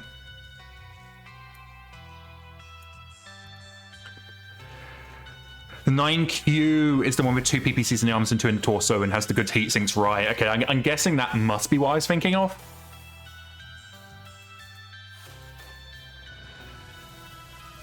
Okay, so we're going to hold these 3 here because what we're attempting to do is pin the awesome in place. Jezebel is going to move in to try and execute the awesome. And what I'm hoping, with the loss of its Battle Fist arm, I'm hoping it's going to have a hard time standing up.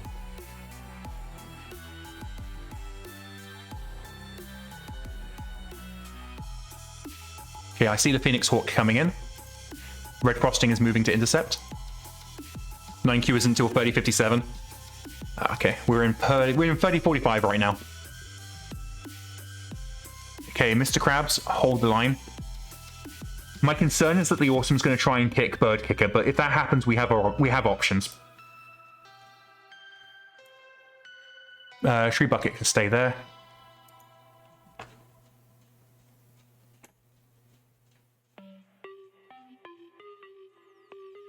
Okay, we are going to risk it. We're going to move Jezebel into melee range and risk that the awesome fails to stand up. Bird Kicker is going to get up. And can Bird Kicker move into melee range with the awesome? That is a good question.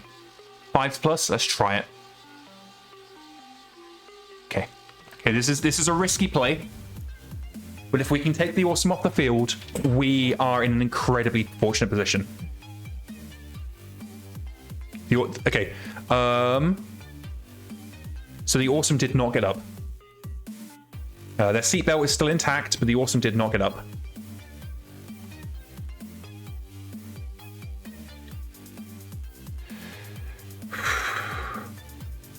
Okay. No firing for Munin, Mr. Krabs, and Steroid.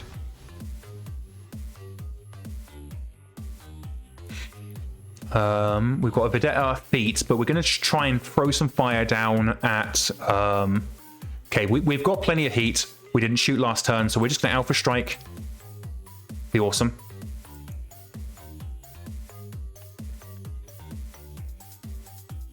Okay, Red Frosting. We've got...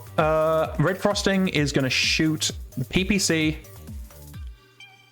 at the Phoenix Hawk. I'm going to try and see if we can shoot some SRMs at the Vedette. We can. The Vedette's in a bad shape, and I wouldn't mind taking it off the field.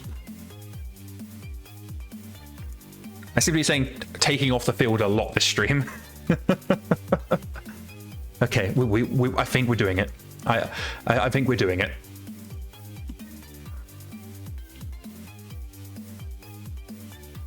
Okay, so 0 TMM for the awesome. But we're not in a position... Okay, we are running very, very hot. I feel like it's worth risking a little. Jezebel's going to be sweating like a... Oh, Jezebel's going to be sweating like she's in hell. Bird Kicker has shots right into the rear of the Awesome. And Bird Kicker is absolutely going to take advantage of that. Bird Kicker 2 is going to be running very hot. Not as bad as Jezebel, but hot. There's a 9M Awesome that's not that awesome. It has streak launchers. Okay, that's just weird. 3 Innisphere ERP PCs. Oh, does it at least have double heat sinks? Radar's telling me about this. I'm just wondering if it has double heat sinks at least. Because it has 3 Innisphere ERP PCs and single heat sinks. Okay, it does have 20 double heat sinks. Yeah, that's not enough. I think we call those pilot cookers. All right, here's the weapons fire. Lots are missing. Okay. Knife Edge has basically whiffed everything. Okay, the final vedette is immobilized. Correction, dead.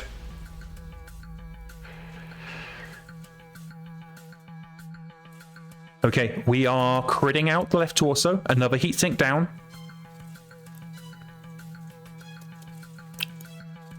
Ladies, gentlemen, boys, girls, and those between. We have killed the Awesome. With a headshot. From Bird Kicker. Fucking the Awesome falls to the ground. Bird Kicker lifts themselves back up. Staggers towards the back of the Awesome. Lowers their large laser at the Awesome's head and pulls the motherfucking trigger. That is an Awesome down. Richard Chaland is already dead. No damage dealt.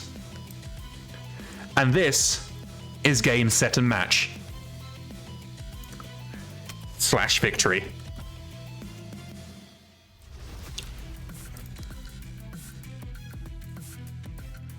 That is how you do it. Congratulations, everybody. We're bringing you home. Ladies and gentlemen, we got him.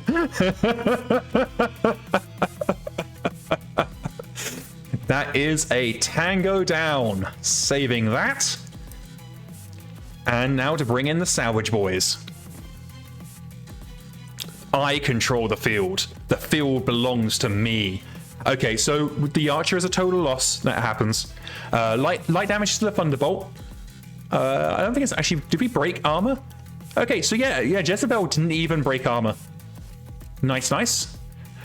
Otherwise, pretty intact. Good so far.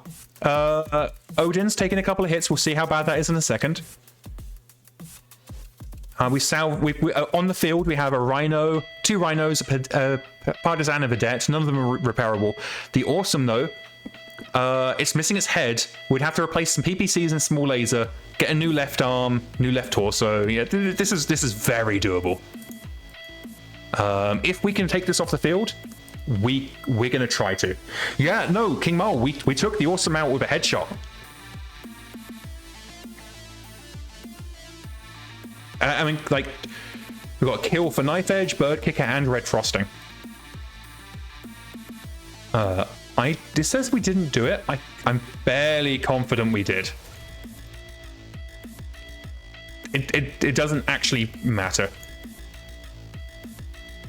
Do we have a pilot name 4? No, we don't. That's a good call, though. We might have to make that happen. Maybe Jezebel's about to get renamed. Yes, this is done. Ooh, Captain. We've received an offer of defection from an enemy combatant. Following our recent skirmish, Dwayne Potter... You're a pirate, Harry Potter. Formerly, the pirate military has approached the guards requesting to join us. We'll have a look at that in a sec. Okay, so, straight up, that Awesome is going on the truck. Salvage percent 43. Okay, so we're gonna try that. We're gonna need to get a little bit, but that's okay, because if we card off the Rhino, there we go. We have ourselves an Awesome.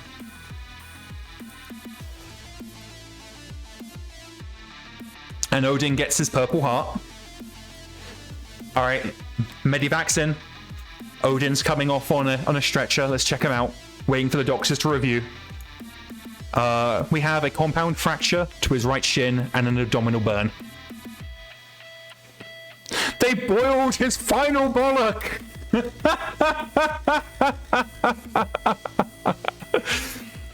They roasted his last chestnut.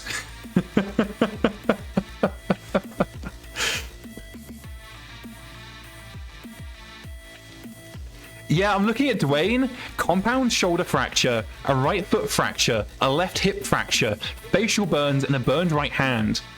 1, 2, 3, 4, 5 hits. Christ. Meanwhile, Rhoda Marie has lost their foot. We've got organ trauma for Wilton. All right, let's assign those.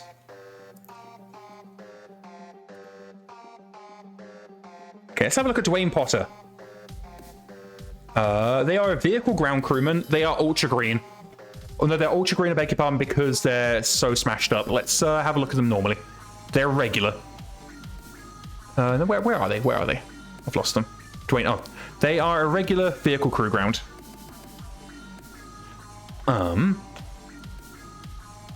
Yeah, okay. Apparently we found an organ harvester when we secured one of their base earlier. I never checked to see if our prisoners... Have we got any fun stuff in prisoners?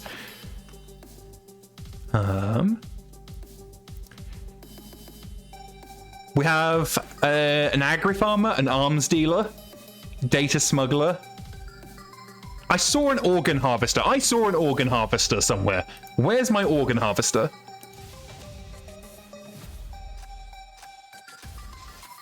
Is there a way to just see civilians? Civilians, there we go. We have a musician. Where's the organ harvester? I swear I saw an organ harvester. Oh, they're a background character. Okay, so at some point, Private Morgan Kinnear was married to an organ harvester. One of our soldiers was married to an organ harvester. Oh my god, King Mo, you're right! When the coffee spilled, it gave Klaus, it gave Odin his boiled chestnut. Do you think he got to keep the organs in the divorce? I don't know, youngster. Oh my god, yeah. One of our soldiers was previously married to an organ harvester. That's fantastic. Also, something new that we added, I don't know if you've seen it before, is the aggregate combat. So, obviously, this isn't great for like when you've got all these admin HRs, but if we go to just combat personnel, what it does is you've got all your artillery, tactics, strategy, leadership, and scouting, but the combat column, the exact values differ. So for soldiers, it's showing small arms and an anti-mech, but a mech warrior is showing gunnery piloting. So this is a new filter that you can do. It's just up here, aggregate combat, and this will show you at a glance what are the capabilities of your people. All the stuff that we think are the most important to deploying your units, picking new pilots for downed pilots and stuff like that is basically done here just to kind of make things easier for you guys. And this was actually added as part of the spit and polish, the quality of life stuff that we've been doing a lot in 51.0. This was actually requested by a user and we implemented it, and it's I'm so glad that it's in. It's so useful just to be able to have everything at a glance.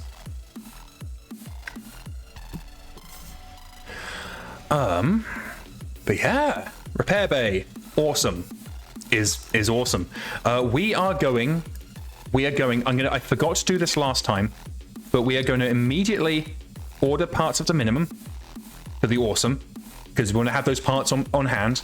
We are then going to mothball it.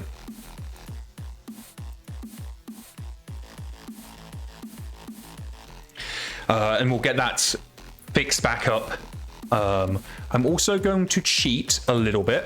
So I'm going to GM activate the Shadowhawk specifically so I can do this, because I forgot to do this earlier. And then I am immediately going to GM Mothball again. There you go. All right. Oof.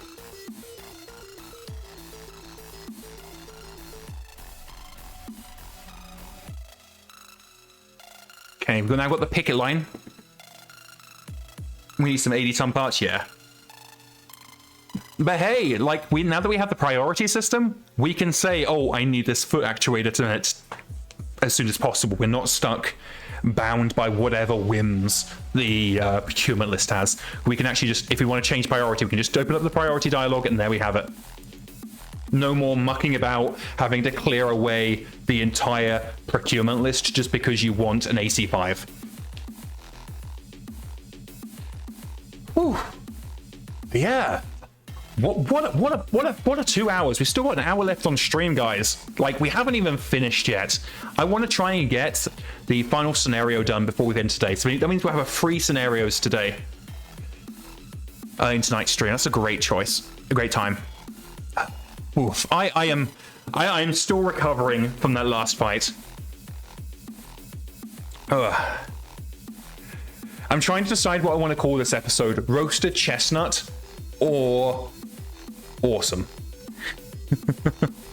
Trying to decide.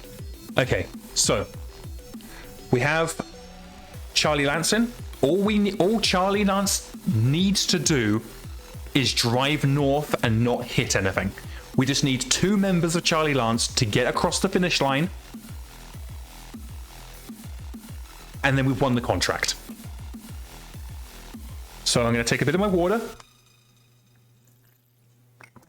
I'm not going to go into be right back. I'm just going to mute myself very briefly. I'm going to refill my water. It will just take seconds, and then we're going to drop into the picket line breakthrough.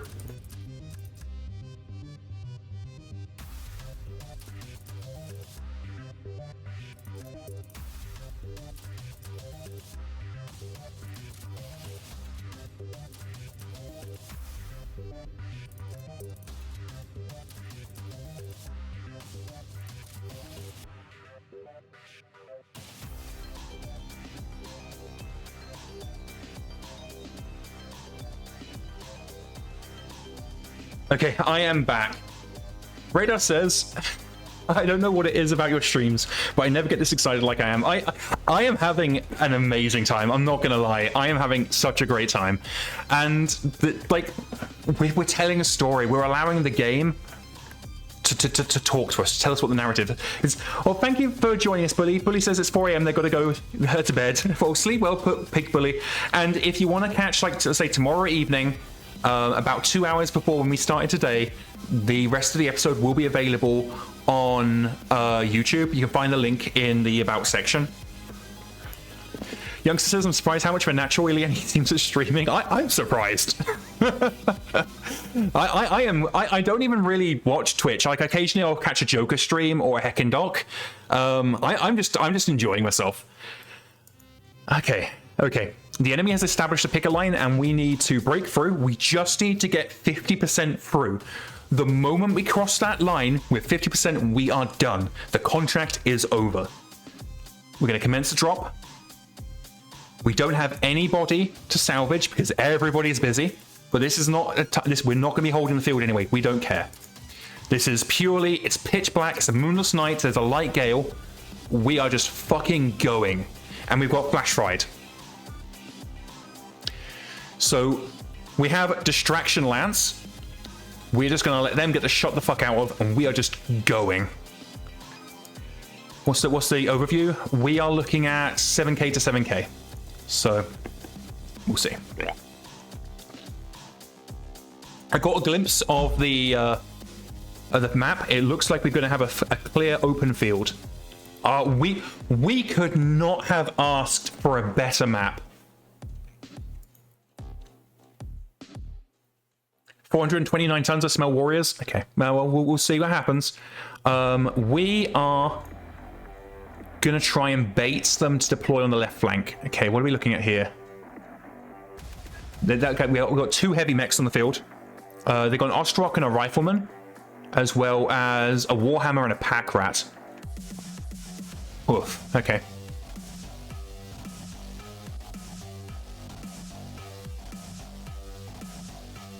And remember, this is pitch black. Goofy in the Distraction Lance looking impressive. Got it's 2-3 with an SPA.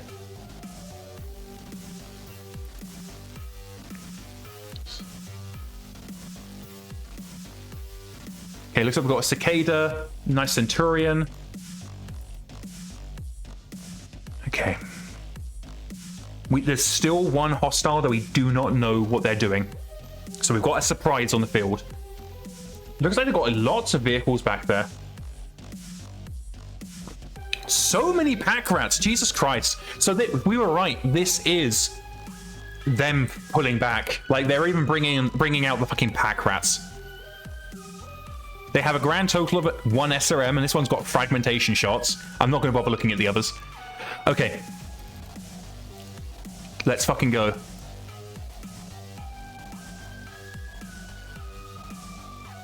This is the first time we've had one of these scenarios and actually had the Lancer suited for it. The only downside, we have to be careful here, is that this is not our most skilled lance, and we don't particularly have skilled people to start with.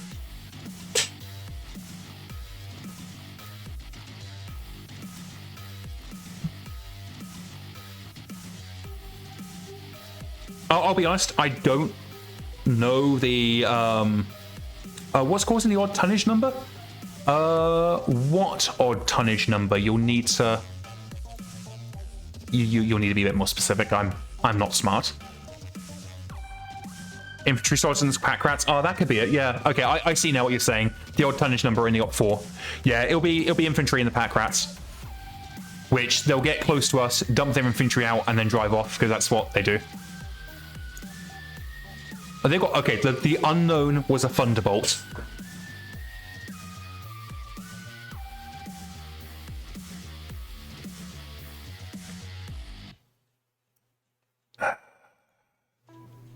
What's the to hit?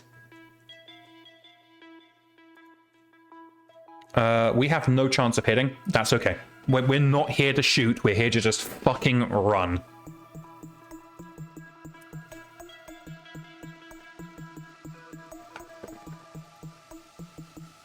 We're going to try and create as little threat as we can. We're just here to run past them and just fucking go. I think we can get off field in 3, maybe 4 turns.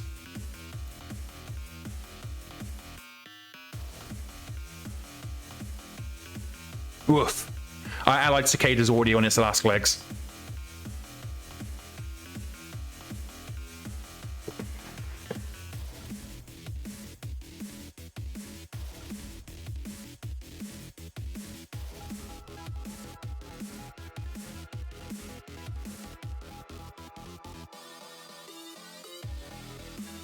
Oh, stuck on initiative, beg your pardon.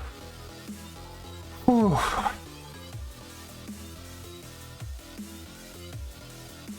Okay, they're pushing. That's fine. We don't mind if they push. Switch off the searchlights. Oh, good point. Thank you so much. That is such a fantastic idea, Radar. That was 100% the right call. No need to shine a light literally on where we are.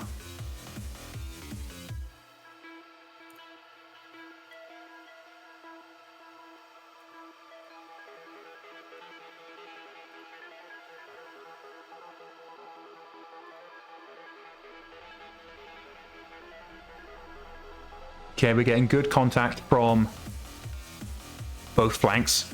We're going to slow down a little bit on here with Bambi. But it's okay, it's Bambi, not Bambi's mum. They should survive.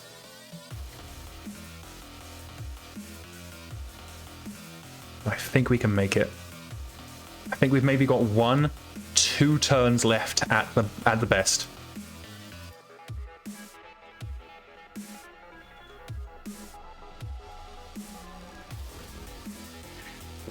I'm really grateful, by the way, Radar, that you mentioned about the searchlights. I genuinely wouldn't have thought about that. Yeah, so one of the pack rats that we can't see has unloaded some infantry.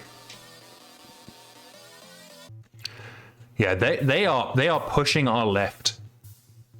They are very aware of Casket and Bambi there.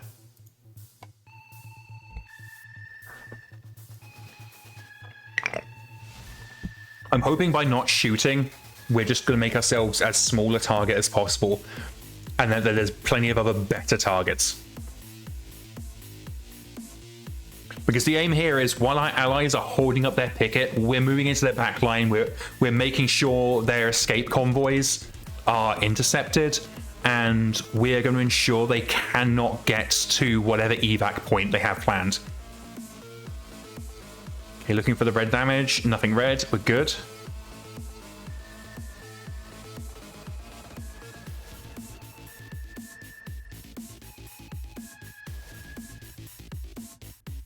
Oh, I don't know what I'm just...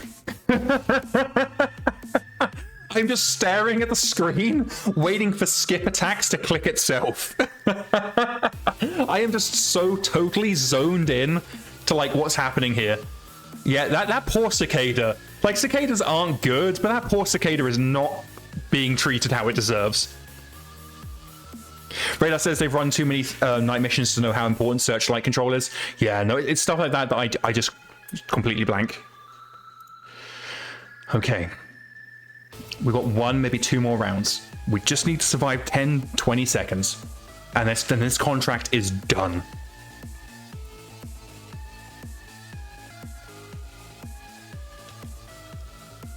Okay, it looks like Flash Ride's running a little bit hard with some difficult terrain. There looks like some plow fields. So that might slow us down a little bit. Yeah, the Rasalhague... I say Rasalhague, we're also Rasalhague, but our allied command has clearly used sacrifice lands to ensure that we can get past. I don't know what kind of VI... my Wasp and Stinger's lights are still on? Okay, thank you. I don't know what kind of VIPs are in the convoy. Perhaps they've taken someone, like maybe they've taken someone hostage, and we're making sure that they get out alive. But clearly it was worth sacrificing an entire lance. Ugh. Okay, we are hitting some difficult terrain. We are slowing down a little bit. What I'm hoping is that the Warhammer doesn't just decide to turn the fuck around.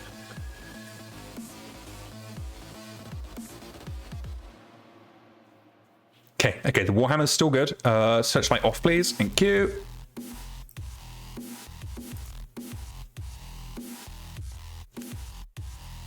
If you're wondering why I go as far as I can and then reduce my speed, it's because we're on a low gravity planet, so we can go a little bit faster. But if we do that, we're at risk of breaking our legs, which is not something we want. Oh, Flash Ride's taking some fire, or is that a searchlight? That is a searchlight. We don't care about that.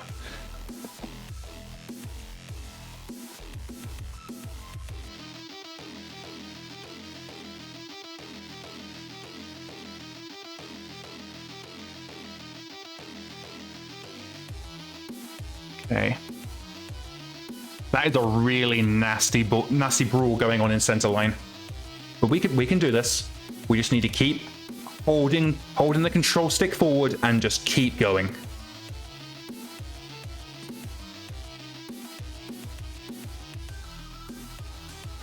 Ugh. 2 crits on the cicada. Man, there's the third engine kit. So that's our allied cicada is gone. Man, that cicada took 5 engine hits. I think this is just a gaping black hole where the engine used to be.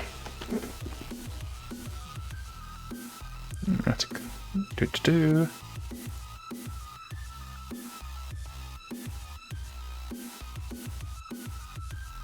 Okay.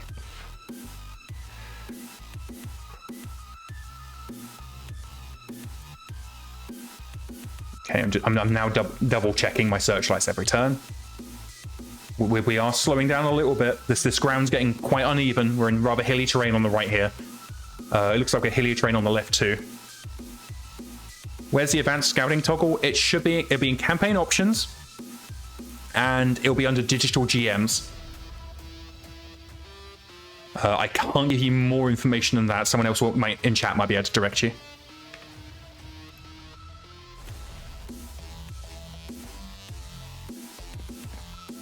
Just have to outrun the Warhammer, and I think you have this, Radar says. Yeah, no, I agree. Psychetic found it. Fantastic.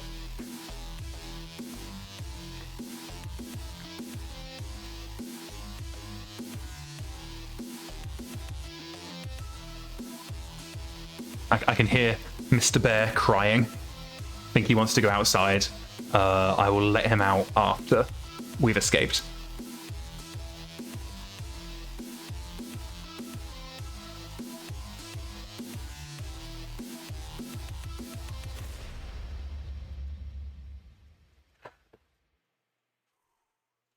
I think we might be in the clear.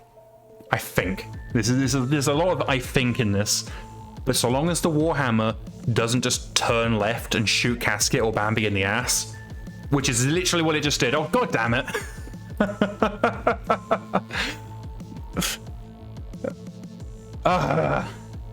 Okay. Let's see what happens.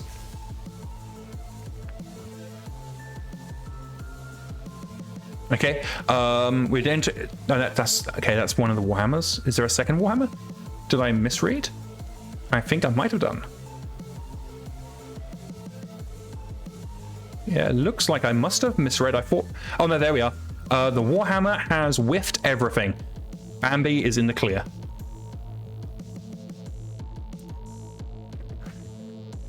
Okay, we just need to keep moving forwards.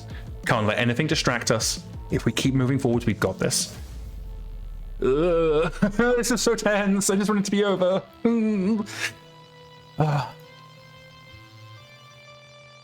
Okay, I just need to calm down. It's not over till the fat lady sings and all that other good jazz.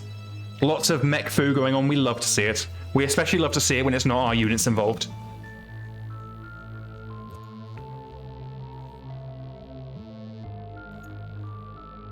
Oh, regarding the ignore, so you know how earlier when I had the convoy, I told it to ignore their own ability to shoot back.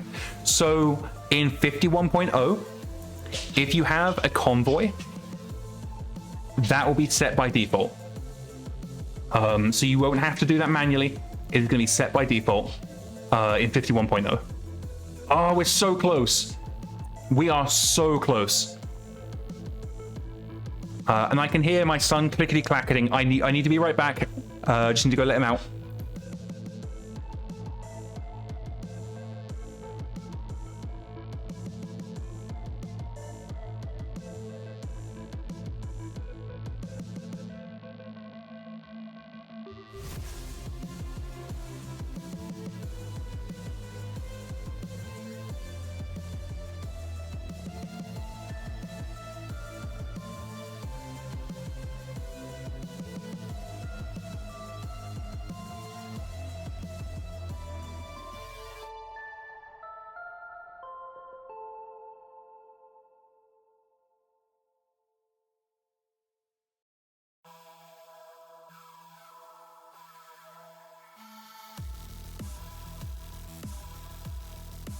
And I'm back. It was actually Tiger who wanted to go out, and Tiger is such a lazy bones, where she won't get off the couch until she's absolutely desperate. So when she gets off the couch and asks to go outside, you have to take her out immediately. Otherwise, she will just piss herself. Because she waits so long that she only gets off the couch when she can't hold it in anymore. I love Tiger. But she is so goddamn lazy. She just wants to exist on couch forever.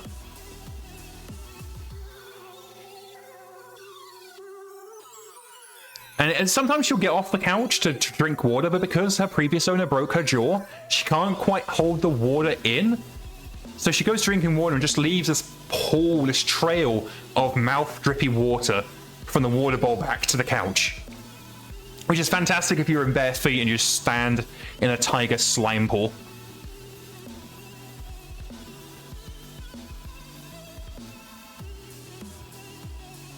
Okay, next round.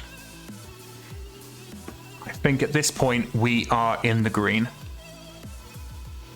The only real threat is that Warhammer. But as long as it doesn't get a lucky shot, we get our right flank flash fired and whoever's with flash fired over the line, and then we've won. And then the contract is over. We will round up the pirate reserves, wherever they've got in their black line that they're trying to defend so well. We'll round them up. We'll hand them over to the Rasalhagian government, and they will do whatever needs to be done.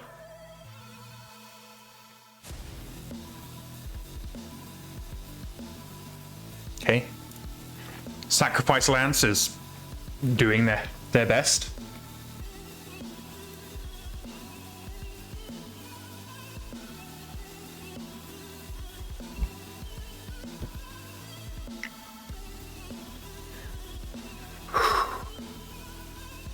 one more round. 10 seconds. We just need 10 more seconds. And we'll catch up with their retreat convoy. We'll rescue the VIP that they've taken prisoner. And then we can do this. And we're done.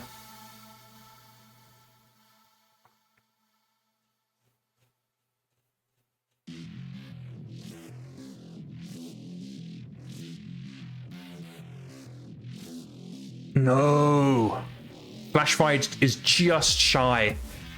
We can't get Flash Fried off the field yet. Damn it. We're not quite there. I was hoping this turn this will be out, but I think at this point we should. Yeah, I think at this point the Warhammer's going to give up because we're going to be so far away. It's not going to make a difference. Even if the Warhammer didn't fuck off, as Radar pointed out, I don't think it would have been a problem anymore. Okay, looks like Loki can get off the field though.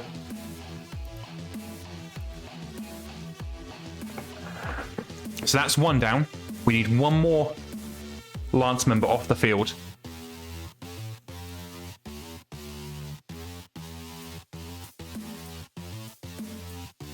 Okay, our allies are waning. The allies are down to half their lance now.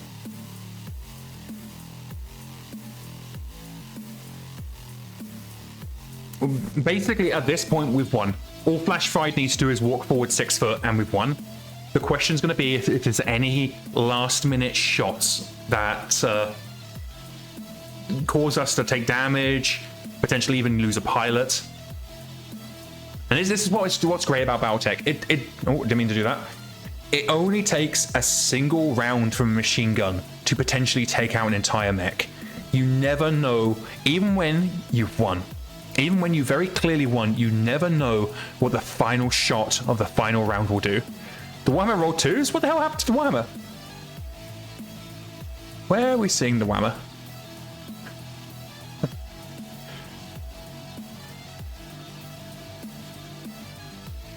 Oh, it did. It rolled. Okay, yeah, I see now. I see now. I completely missed that.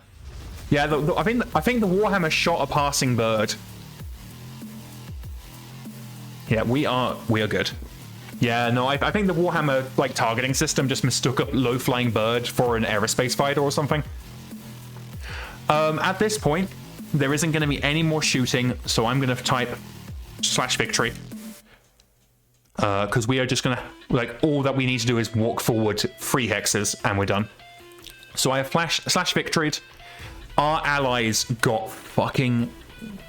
They got absolutely ravaged. They really, really did. Like, our allies won that. Yeah, sure, we were the ones that got into the pirate backline. But if our allies hadn't been absolute fucking champions and held the center line as long as they did, if they had broke maybe 2 rounds earlier, we would have been facing all of that nastiness, and that would not have ended well for us. We do not control the field. Nobody's injured, nobody got any kills. We definitely got everybody out. So I'm not going to count that as a decisive victory. I'm only counting it as a victory because we lost, like, our allies lost a lot of material to see that done. Okay, 5 out of 5. In theory, if everything's working how I remember it, when we hit New Day, it should tell us the contract's over. We have. You have resolved all outstanding objectives for this contract. The contract will end tomorrow. If the contract was successful, any outstanding payments will be rendered once the contract has concluded. So, contract ends tomorrow. Everybody's returned. Let's fire up the repair bay. And we've done it. So advance one more day. And it will tell us if we advance again, it will tell us that the contract's over. So the area of operations, strategic objectives, 3 out of 4 completed. So we fluffed that one scenario. So that's it. Flash Fried's in chat. We did it, lads. So, where are we? We're in the briefing room. we're going to go to complete mission. And the outcome is, unfortunately, the outcome is only a partial success. But a partial success is not a failure. Captain, some prisoners have put in a request to join the company. Timing's not great, but it's on the table. If you want to see their file before we finish things here, I can pull it up. Otherwise, they go wherever the rest of the POWs end up. We're not interested in our one random vehicle crew member. Okay, the captain, the enemy is asking for their people back, and they're willing to pay 250,000 C-bills. Okay, so here, I think we can narratively see this as a bounty from the Rasalhague Republic, and we are absolutely accepting our 250,000 C-bills. Okay, we want everybody. Oh, we actually have somebody who's thinking about leaving. They're under contract. Oh, because they're elite. They're very desirable. And they're disloyal. Meek Olsen. They're just a mobile. They're just a burger flipper. We are not paying a bonus. If they leave, they leave. They did not leave. We called their bluff.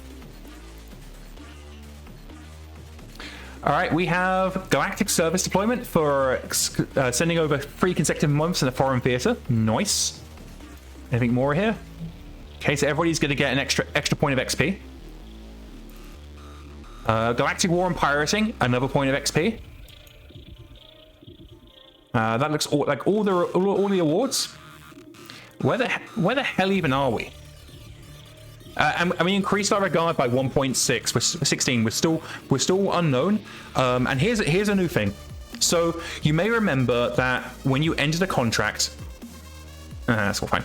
When you ended a contract, you would have to wait until the new month to see recruits. Well, that's now changed. So now, as soon as you finish the contract, you automatically can access the hiring hall. So let's see if there's anybody worth recruiting. What is Steroids and Moonin's original faction? Let's find out. Steroid is Luthian League. And Munin. Oh, yeah, they're both Lothian League. See it right there. Lumati. That looks like a Finnish word. It's got a description, but Lumati sounds very Finnish. Yeah, the Lothian League icon just looks like roadkill. I'm reasonably certain I've seen this on the highway to the local Walmart.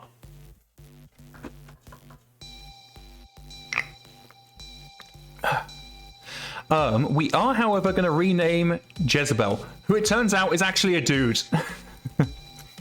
So Jezebel's going to get their real call sign. Jezebel is now Odin. Odin, we already got. They're now 4. There we go. Oh, they're a Federated Commonwealth. They're a Fed rat. Interesting. Okay. So yeah, let's have a look at the applicants. Is there anything good here?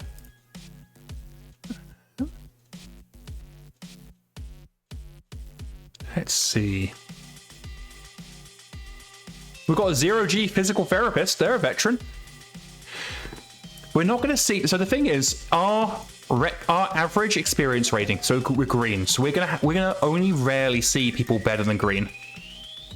Long live Hans Davian.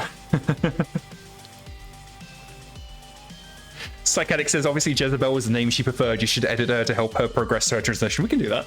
Yeah, we can do that in a second.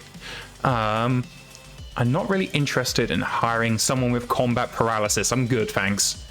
A new mech tech? They actually went to college.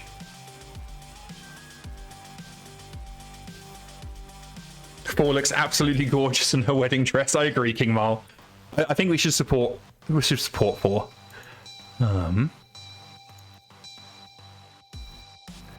Okay, let's talk about exam. So the thing with the exam is the higher this is, the cheaper all XP costs are. So we've got an Ultra Green Aztec. Now, normally we wouldn't hire Aztecs, but this guy is devoted and they got a 75% on their performance exam. So that means these guys are this guy's exceptionally skilled. So we can reskill this guy into whatever we want, and every XP cost will be significantly cheaper than everybody else's. So we're going to hire Jampol.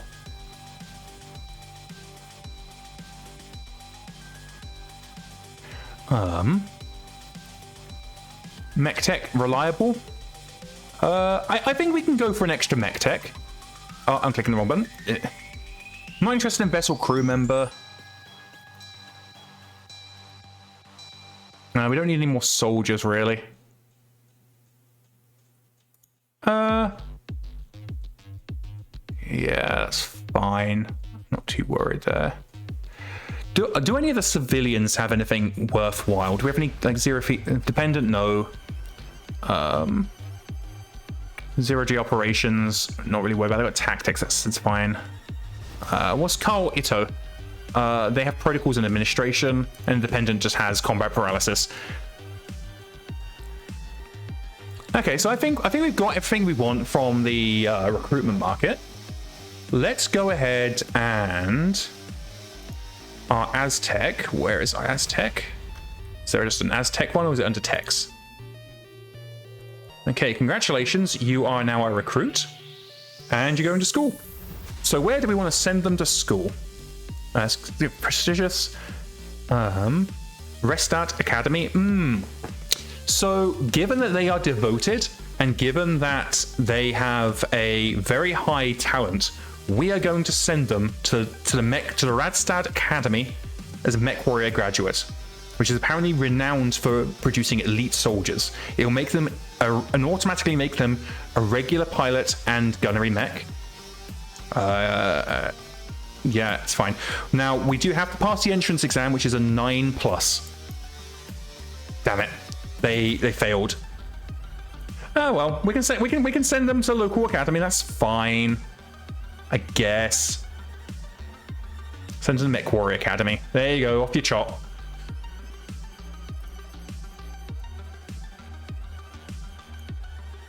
Okay, King Mal says an actual mythological tale about 4 getting dressed up as a wedding dress to pretend to marry a particular frost giant in order to get Molian back. I completely forgot that, King Mal. Until you mentioned it, I had completely forgot that story in the sagas. Okay, what was I going to do? I was going to do something. How have we got so many injured people? What have you been doing? Compound fracture. Oof. Apparently we had a bunch of people get injured during last salvage operation. Yes. Oh, that's fine. So we've done that. Is there anything in the unit market? Nothing that we care about. So where the hell even are we? Oh, what's going on there? Okay, that's fine, whatever. Okay, we are... What are we doing all the way down here? Oh! I'm just really fucking stupid is what we're doing. Let me go to where we actually are. Okay, so it looks like the nearest hiring hall is... Actually, let's go to hiring halls. Hiring hall. It's probably on our capital. Yeah, the nearest hiring hall looks like it's probably going to be... drag. Hiring hall minor. Hiring hall. Where is it? Hiring hall standard. Okay, yeah, we're gonna head back to Rasalhague. So let's book a transit. It's gonna take us. Oh, it's only gonna take us like a few days. There's one MekHQ client option I wanted to check. I wanted to make sure that we're not automatically spending XP. We are. Let's stop that. I want to see what my people improve. Okay, so let's calculate. Begin jump. That's fine. That takes us down to... yes, we want to mothball everything. Okay, 17 days.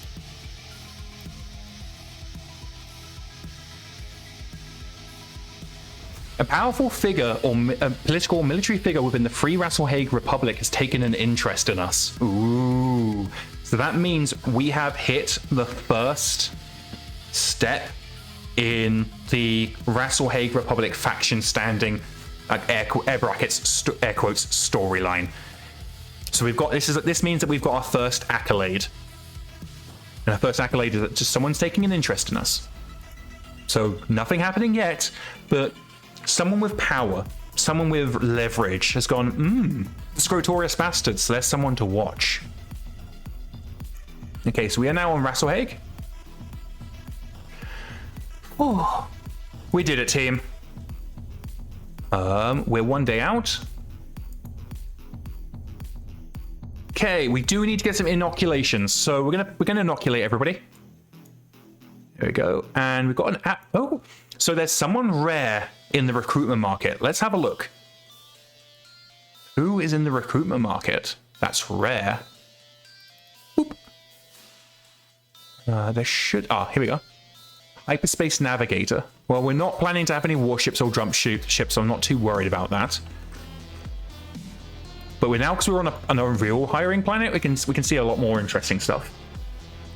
So a mechanic... Oh, a regular mech warrior. Yes, please. Are they good?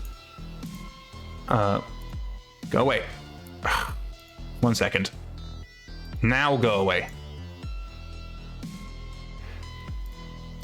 Okay, so we have a regular mech tech. Let's grab them. Their average, 50-ish% means they got their average. So let's recruit them. Hyperspace Navigator we don't care about. Mechanic, let's grab the mechanic. They got a 72%, thank you. Mech Warrior, definitely.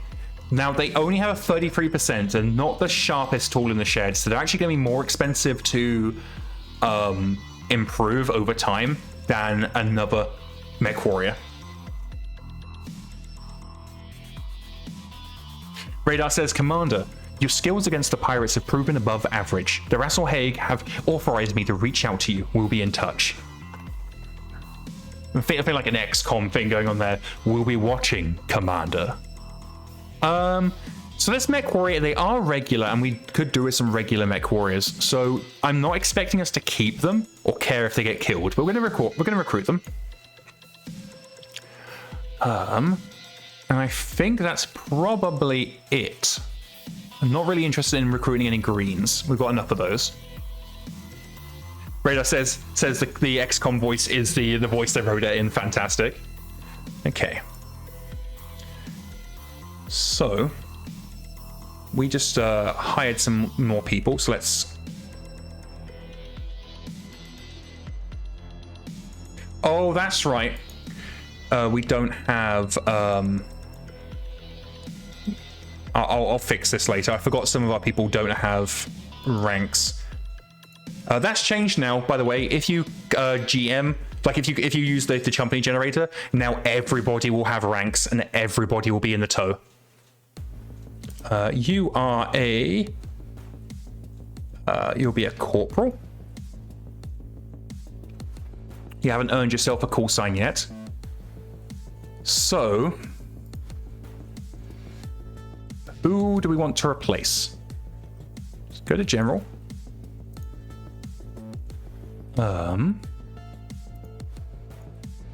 Red frosting. You've shown yourself to be worthwhile. Apparently, Nillidirans has a bounty on their head. Let me just. We're going to place them under our. Where's flags? We're going to place them under our protection.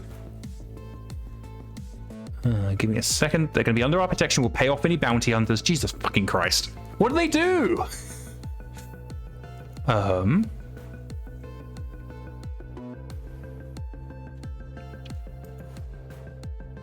I have a lot of spare mech warriors, yeah. So when you have alt advanced medical on, you get a bunch of extra mech warriors to account for losses. It was designed when you had it was designed from when we had realistic healing times. It's not so important now. We are going to... Can we send these people to any prestigious academies? They both failed. Good job. Good job.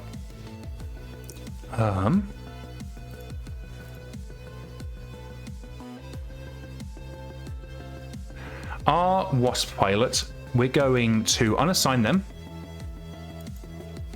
Our brand new Corporal, we're going to assign them to that unit. And we are going to try and send them to school. God damn it.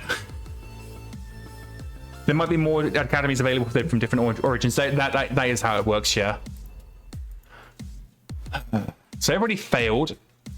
If we send them to MechWarrior Academy, will they actually get anything? Green. Okay, we'll send them to MechWarrior Academy. They're going to get something out of it. And this is us, not that. This is us, like, investing in the future.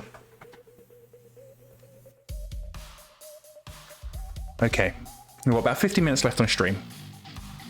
So, next stream. God, they fucking 2 8s and a 4. Jesus Christ, you guys are rubbish. Okay, we shouldn't have any injured personnel. Oop. So we are going to start winding up now because we've got 15 minutes and I don't really want to get into new stuff. But what we're going to do next week is we are going to spend some of this beautiful XP. We can get some levels here now. Get our people improving a little bit. Flash Fried, of course. Get her level up. Maybe she won't be an ultra green anymore. Maybe she'll be a green. Ooh, very exciting. We do need to fix up the awesome so that Odin One Bollock can actually drive a mech again, seeing as his archer exploded. But let's switch over to the ending soon screen because we are done for today. Wow, thank you everybody. What a flipping fantastic stream. We got 3 very fun scenarios out. We finished our first contract. We got noticed by someone high up in the Rasalhague Republic, be they someone military or political. We don't know yet. We just know that we've impressed somebody, and hopefully that'll pay dividends. One of the things that we can get out of the accolade system is that we can potentially get an entire company of mechs for free if we continue to impress, which we are absolutely going to do because we are the Scrotorious Basterds. Speaking of impressed, if you are impressed by all the fun, zany action of today's stream, feel free. In fact, I encourage you, click the follow button. That means you'll get notified of when we go live. And when do we go live? I'm sure you all know by now we go live 5 times a week. Monday, Tuesday, Thursday, Friday, daytime. Those are our live development streams. You can see what I'm working on in MekHQ. And then, of course, Friday evening, as we are here now, is a Scrotorious Basterds. And if you missed today's episode or ever missed an episode, every episode, including the dev streams, are all stored on YouTube. You can find the link somewhere on Twitch. And we put videos live every weekday except Monday and Tuesday. So today's episode of the Scrotorious Basterds will be available tomorrow evening. But this is it from me. We've got 15 minutes left, but I feel like we've done enough today. I don't want to push it any further. And I always like to end these streams with something positive, and I just want you guys all to give yourselves a bit of a pat on the back. And if life's getting you down, just remember that if you try your best, that's all anybody can ask for. And just don't let shit put you in the mud, because it's not worth it. Other people will try to bring you down. Other people will try to ruin you enjoying your life. But just remember that it is your life, and one day they will die, and you will endure. See, positivity. We're a positivity stream here. Don't worry, the assholes will die, and that's the lesson you should take away from today's stream. Good night. I am Illiani, and I'm going the fuck to bed.